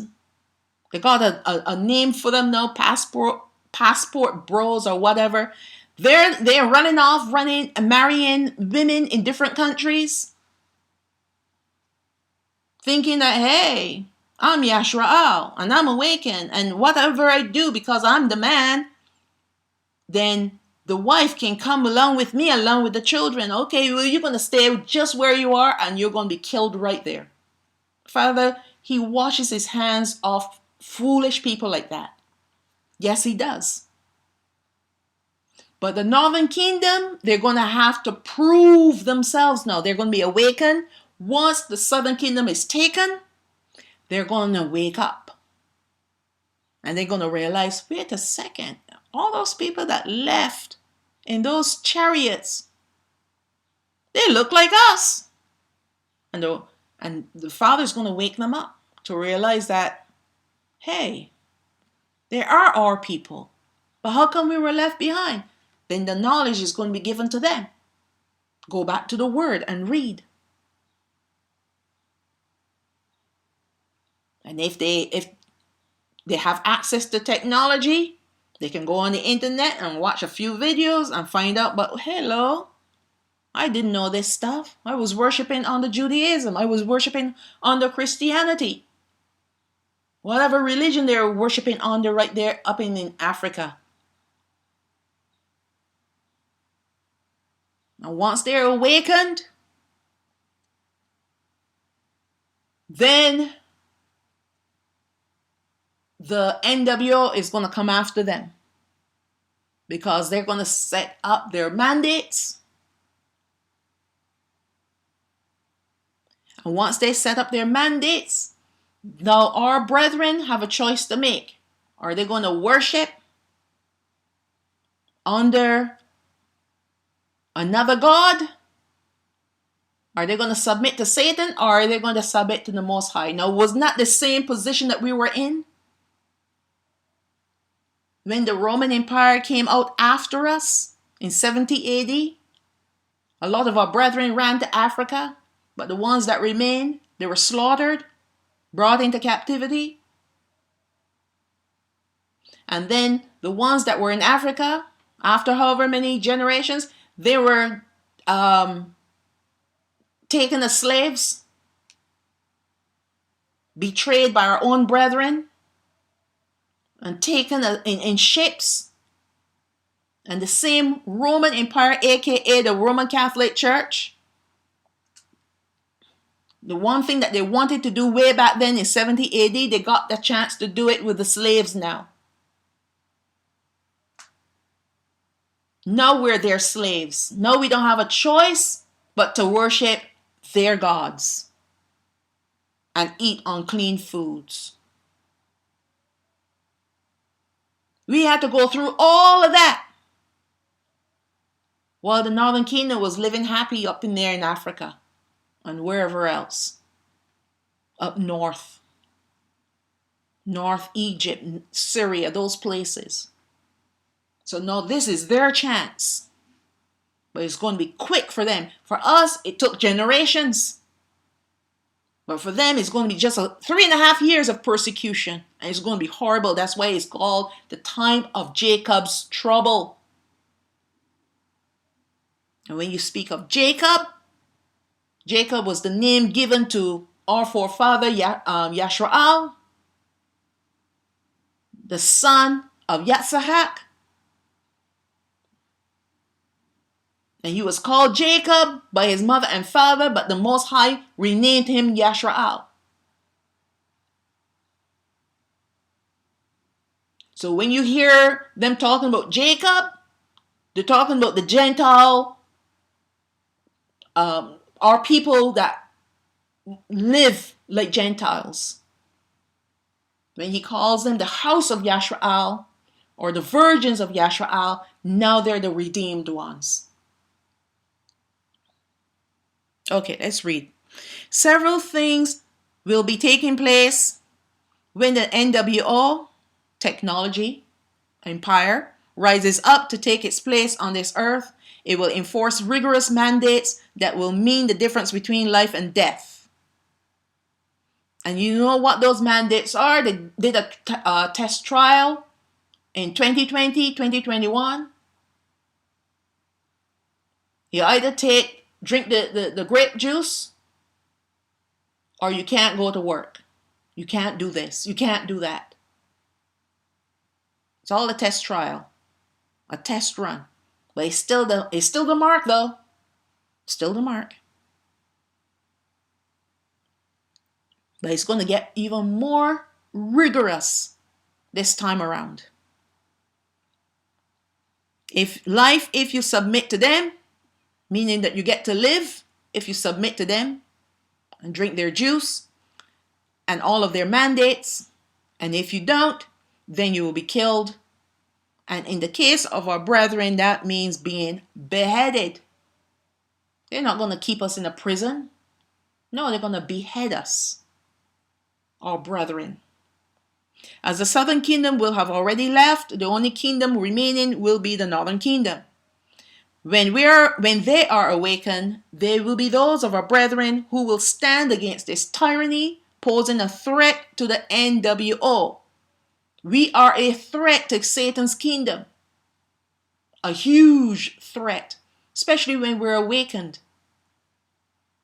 It will cause the little horn, which is the false prophet, to make war with them, along with the NWO technology-based empire. Our northern brethren will resist the demands of this evil empire, and so will rise up as their own army to fight back. Just like the southern kingdom in the Maccabean revolt, when they warred against the same evil empire, but it was called the Roman Empire then, so must our brethren fight. They will not prevail, but many will be martyred, making the opening of the fifth seal, the opening of the fifth seal, the death of the end times martyrs. So that's when the fifth seal will be opened. Revelation 13, verse 16. And he causes all, both small and great, rich and poor, free and bond, to receive a mark in their foreheads. Verse 17. And that no man might buy or sell save he that had the mark, or the name of the beast, or the number of his name. And if they don't submit to that, how are they going to get food? How are they going to get food? And they're right up in there in Africa where all those... Anyways, I'm not going to say anything. They're up there in Africa. And Russia is moving into Africa right now. All these foolish ones that run into Africa and calling it our land. You're going to get yourselves trapped up in there. Run into South Africa, because they have a place called Jerusalem there, that has to be our land. How could... First of all, there are no J's in our language. It wasn't called Jerusalem. Jerusalem is a modern name. It is an English name. But people are so ignorant that they don't think for themselves. They hear what other people are saying, they jump on the bandwagon and run with it. Run with these foolish people. There were no J's. Not even in the Greek language. In the Hebrew language, there are no J's. So how could it be called Jerusalem?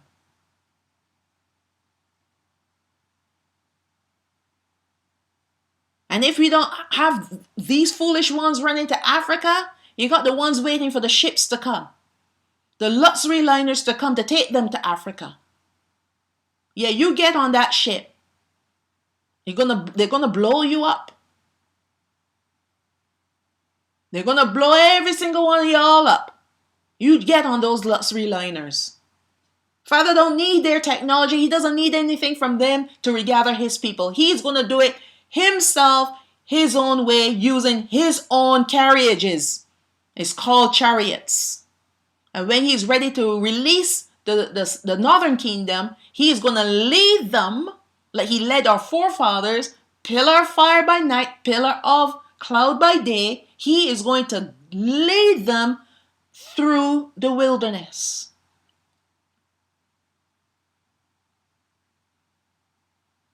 What ships? And to add salt to the insult, they're looking for luxury, I'm all tongue-tied, luxury liners. They're looking for luxury liners because they want to come back in style. Along with the reparations and all the good stuff. They don't, our people will never learn. Our people will never, ever learn.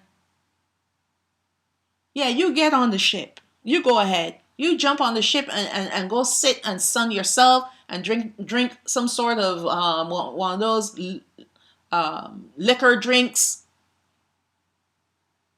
with a lemon on top, and thinking, oh, this is how I want to travel. This is style. We're going back in style. You don't want to go through any hardships to prove your love for the Most High. Oh, no, no, no, no, no. He will never do that.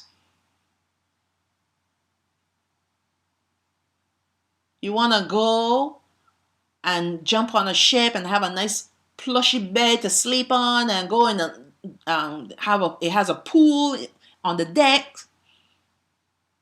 You have a gym, a dance floor, all kinds of stuff on this luxury line. It's like a city on water. And all we have to do is wait, sit back and wait. We can go and get a pedicure and a manicure, get our hair done, look like besties. What utter garbage.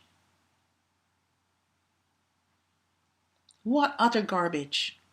And notice the people that are putting out this narrative, they're not even our people.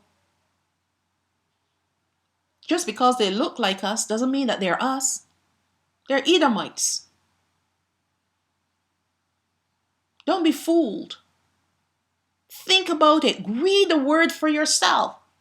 There's nowhere in the Bible that it talks about us, about the northern kingdom, first of all, not the southern kingdom, going back in ships. He doesn't need them to go back in ships. They read the scripture about the ships of Tarshish. The ships of Tarshish is speaking of the Gentile children that are going to come to the land to worship. They're coming in ships and they're bringing their silver and the gold for us. When they come to our tabernacle, has nothing to do with us traveling on ships again. You know why? Because there'll be no reason for us to travel by ships. I will discuss all of that in the next study. Unbelievable. Okay, let's move on. Revelation chapter 6, verse 9. And when he had opened the fifth seal, I saw under the altar the souls of them that were slain for the word of Allahayam. Okay, so there were different periods of time that our people were slaughtered for their testimony of Allahayam and for the word of Allahayam and for the testimony that they held. There were periods of time where our people were slaughtered because they were believers. Verse 10.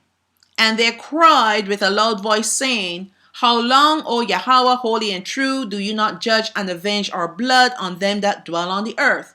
So these are not the ones that were slaughtered in the tribulation or the great tribulation. These are past saints that died,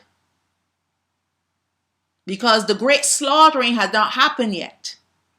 So remember, our brethren, the southern kingdom, were slaughtered in the revolt, the Maccabean revolt, or in 70 AD. Those are the ones. And the other sieges, the righteous ones that died. So their blood were shed. They were martyrs. Right? So this is where the martyrs will be, under the altar. Our forefathers that went to sleep with the fathers, like Abraham, Yitzhak, Yaakov, Dawad, they went to sleep with the fathers. They're in paradise. But these are the ones that were slaughtered. They were martyred. So this is the place for the martyrs, underneath the altar. So they're crying out. Verse 10, and they cried out with a loud voice, saying, How long, O Yahweh, holy and true, do you not judge and avenge our blood on them that dwell on the earth? Because they were slaughtered. Their blood was shed. But they have a special place with the Father underneath the altar.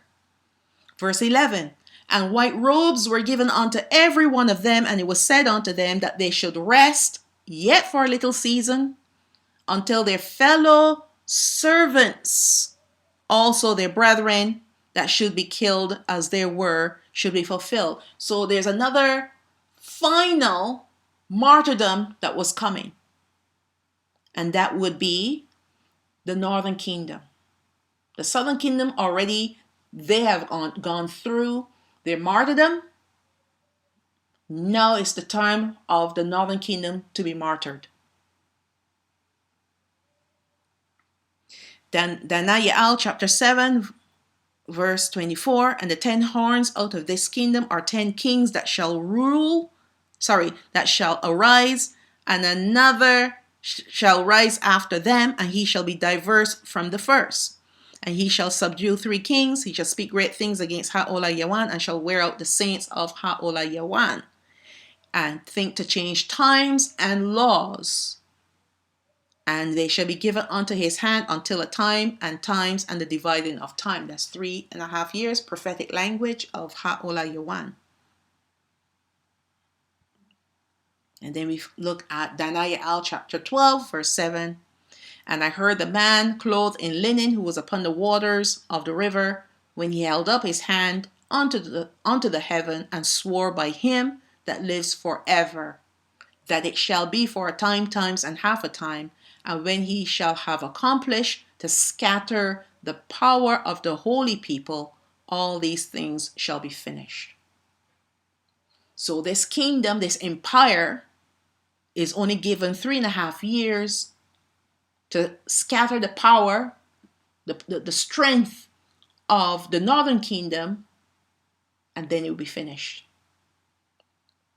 Now, although the war between the Northern Kingdom and the NWO Empire will deal a tremendous blow to kill its economy, this evil empire will still prevail against our brethren to overcome them. Remember that these are the remaining 9.5 tribes that will be more numerous, just as the Southern Kingdom is numerous with just 2.5 tribes. Imagine 9.5 tribes after several thousand years of procreating. There is nothing that can threaten death to a country, or in this case, an empire, like the death of its economy. But this will be intentional to reset this economic system into a stronger system. And at the same time, it will also serve to cause people to be in awe at its miraculous recovery. People will be more than willing to give this beast the worship it so desires.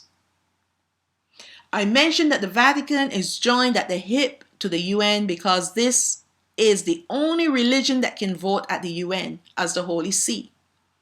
It also has its arms like the UN. Like the UN. The Vatican owns the postal and radio services, and they are a member of the Universal Postal Union and the International Telecommunications Union. It is through these 2 unions being invited to the UN to attend its sessions that gives the Vatican its way into the UN. Now, these 7 systems impact our lives on a daily basis. I know we covered this earlier, but there's something more that I want to add. And believe it or not, these same systems have been around for a very long time. Now, back then, they may have been considered primitive by today's standard, but nevertheless, They have been around since the first official empire, which was the Babylonian Empire.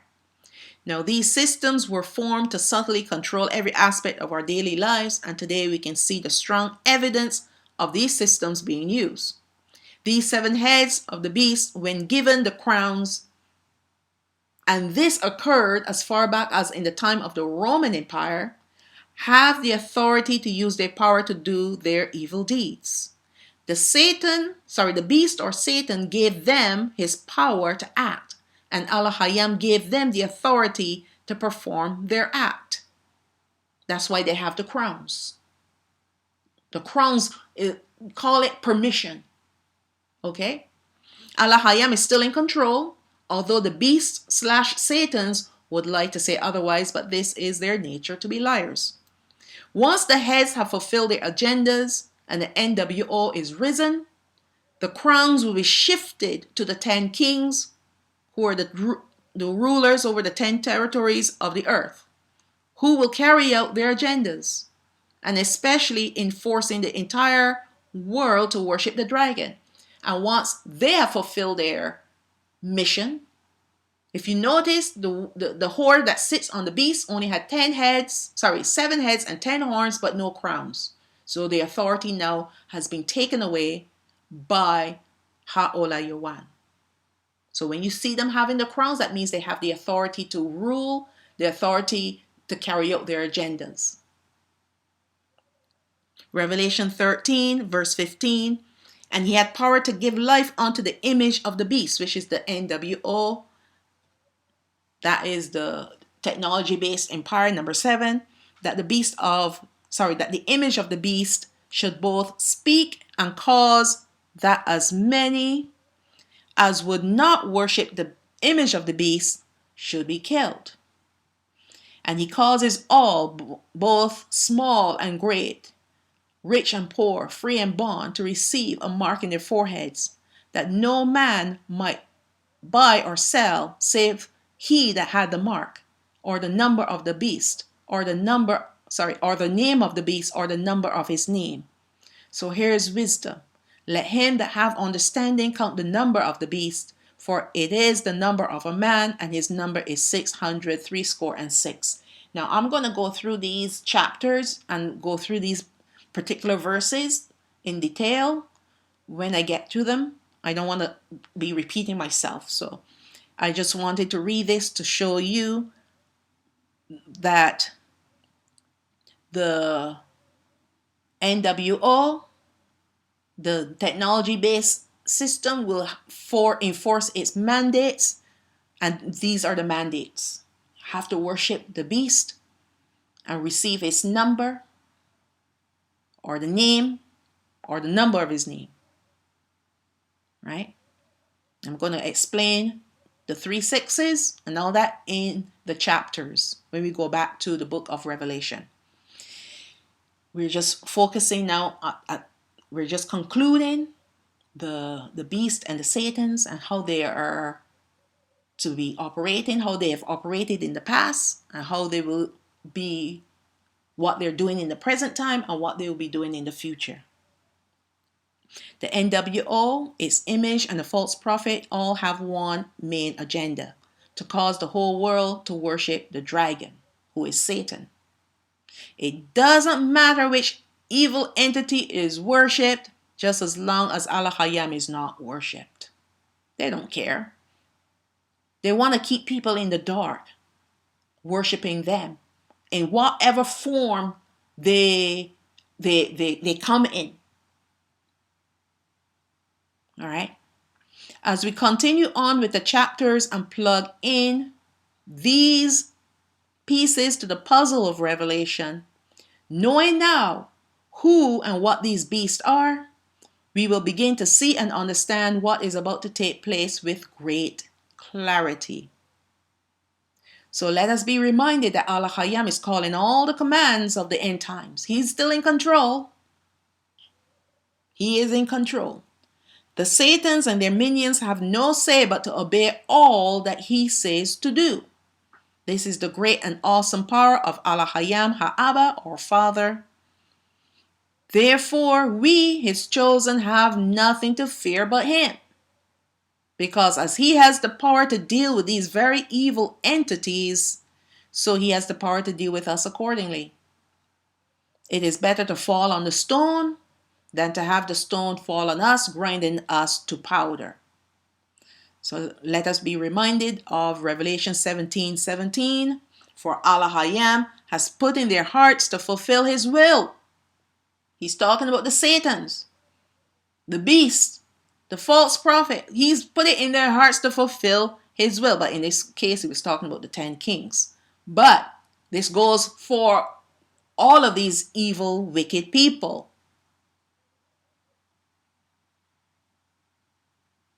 And to agree and give their kingdom, their alliance unto the beast, until the word of Allah shall be fulfilled, which are his prophecies. This is a phenomenal time to be alive. A phenomenal time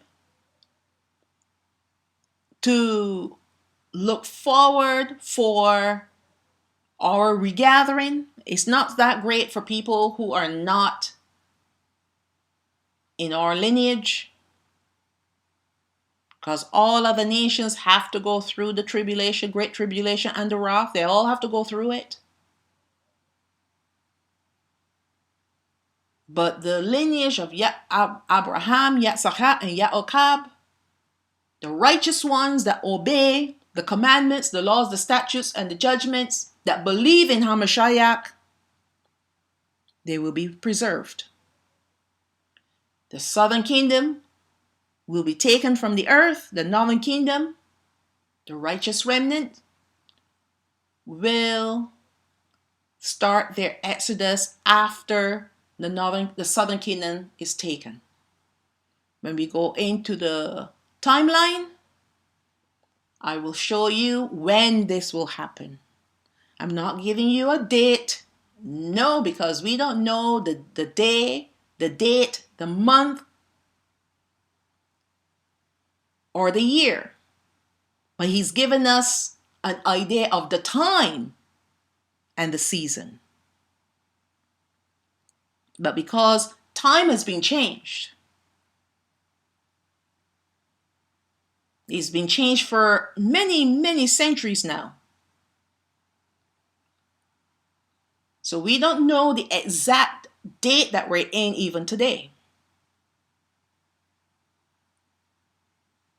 However, we know the season by just looking at the events. And it's close. And with that, I would say this is Shalom for this lesson. And I hope that you were able to glean and learn not to become fearful, because this is no time to be fearful. Only if you don't know where you're going, if you don't know who you're believing in, you have everything to be fearful of. You have to be fearful.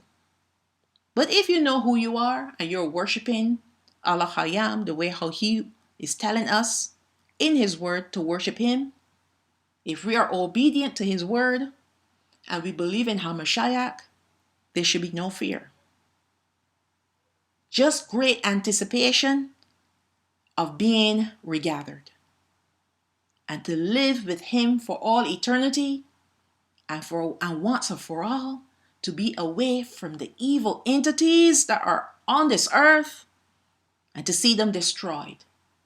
And the true kingdom, that's why I refuse to call Satan's entities kingdoms. I call them empires. Because the true kingdom is the kingdom of Allah that will come and establish itself on the earth once and for all and forevermore. And when you believe in all the things that he has written in his word, and you believe in him and in his son, there's no fear. There should be no fear. So with that, let me end with the blessing for Yashraal. both the southern kingdom and the northern kingdom, taken from Debarayam, the book of Deuteronomy, chapter 6, verses 24 to 26. Yabarakat Yahweh, Waya Shamarak. May Yahweh bless you and keep you. Yasha'a Yahweh Panayo Alayak Wayahanak. May Yahweh cause his face to shine upon you and have favor upon you. And favor you. Yasha'a Yahweh Panayo Alayak Wayasham Lak Shalom. May Yahweh lift up his face upon you and give you Shalom, peace. And I will bid you Shalom, Shalom, all praises to the Most High. Abba Yah. Please stay tuned for the next study called the last 7 years of the end times. The last 7 years of the end times. Sorry, let me repeat that one more time. The last 7 years timeline of the end times. It's a timeline now that I'm working on. Okay? Shalom, shalom. Praises to the Most High. Abba Yah.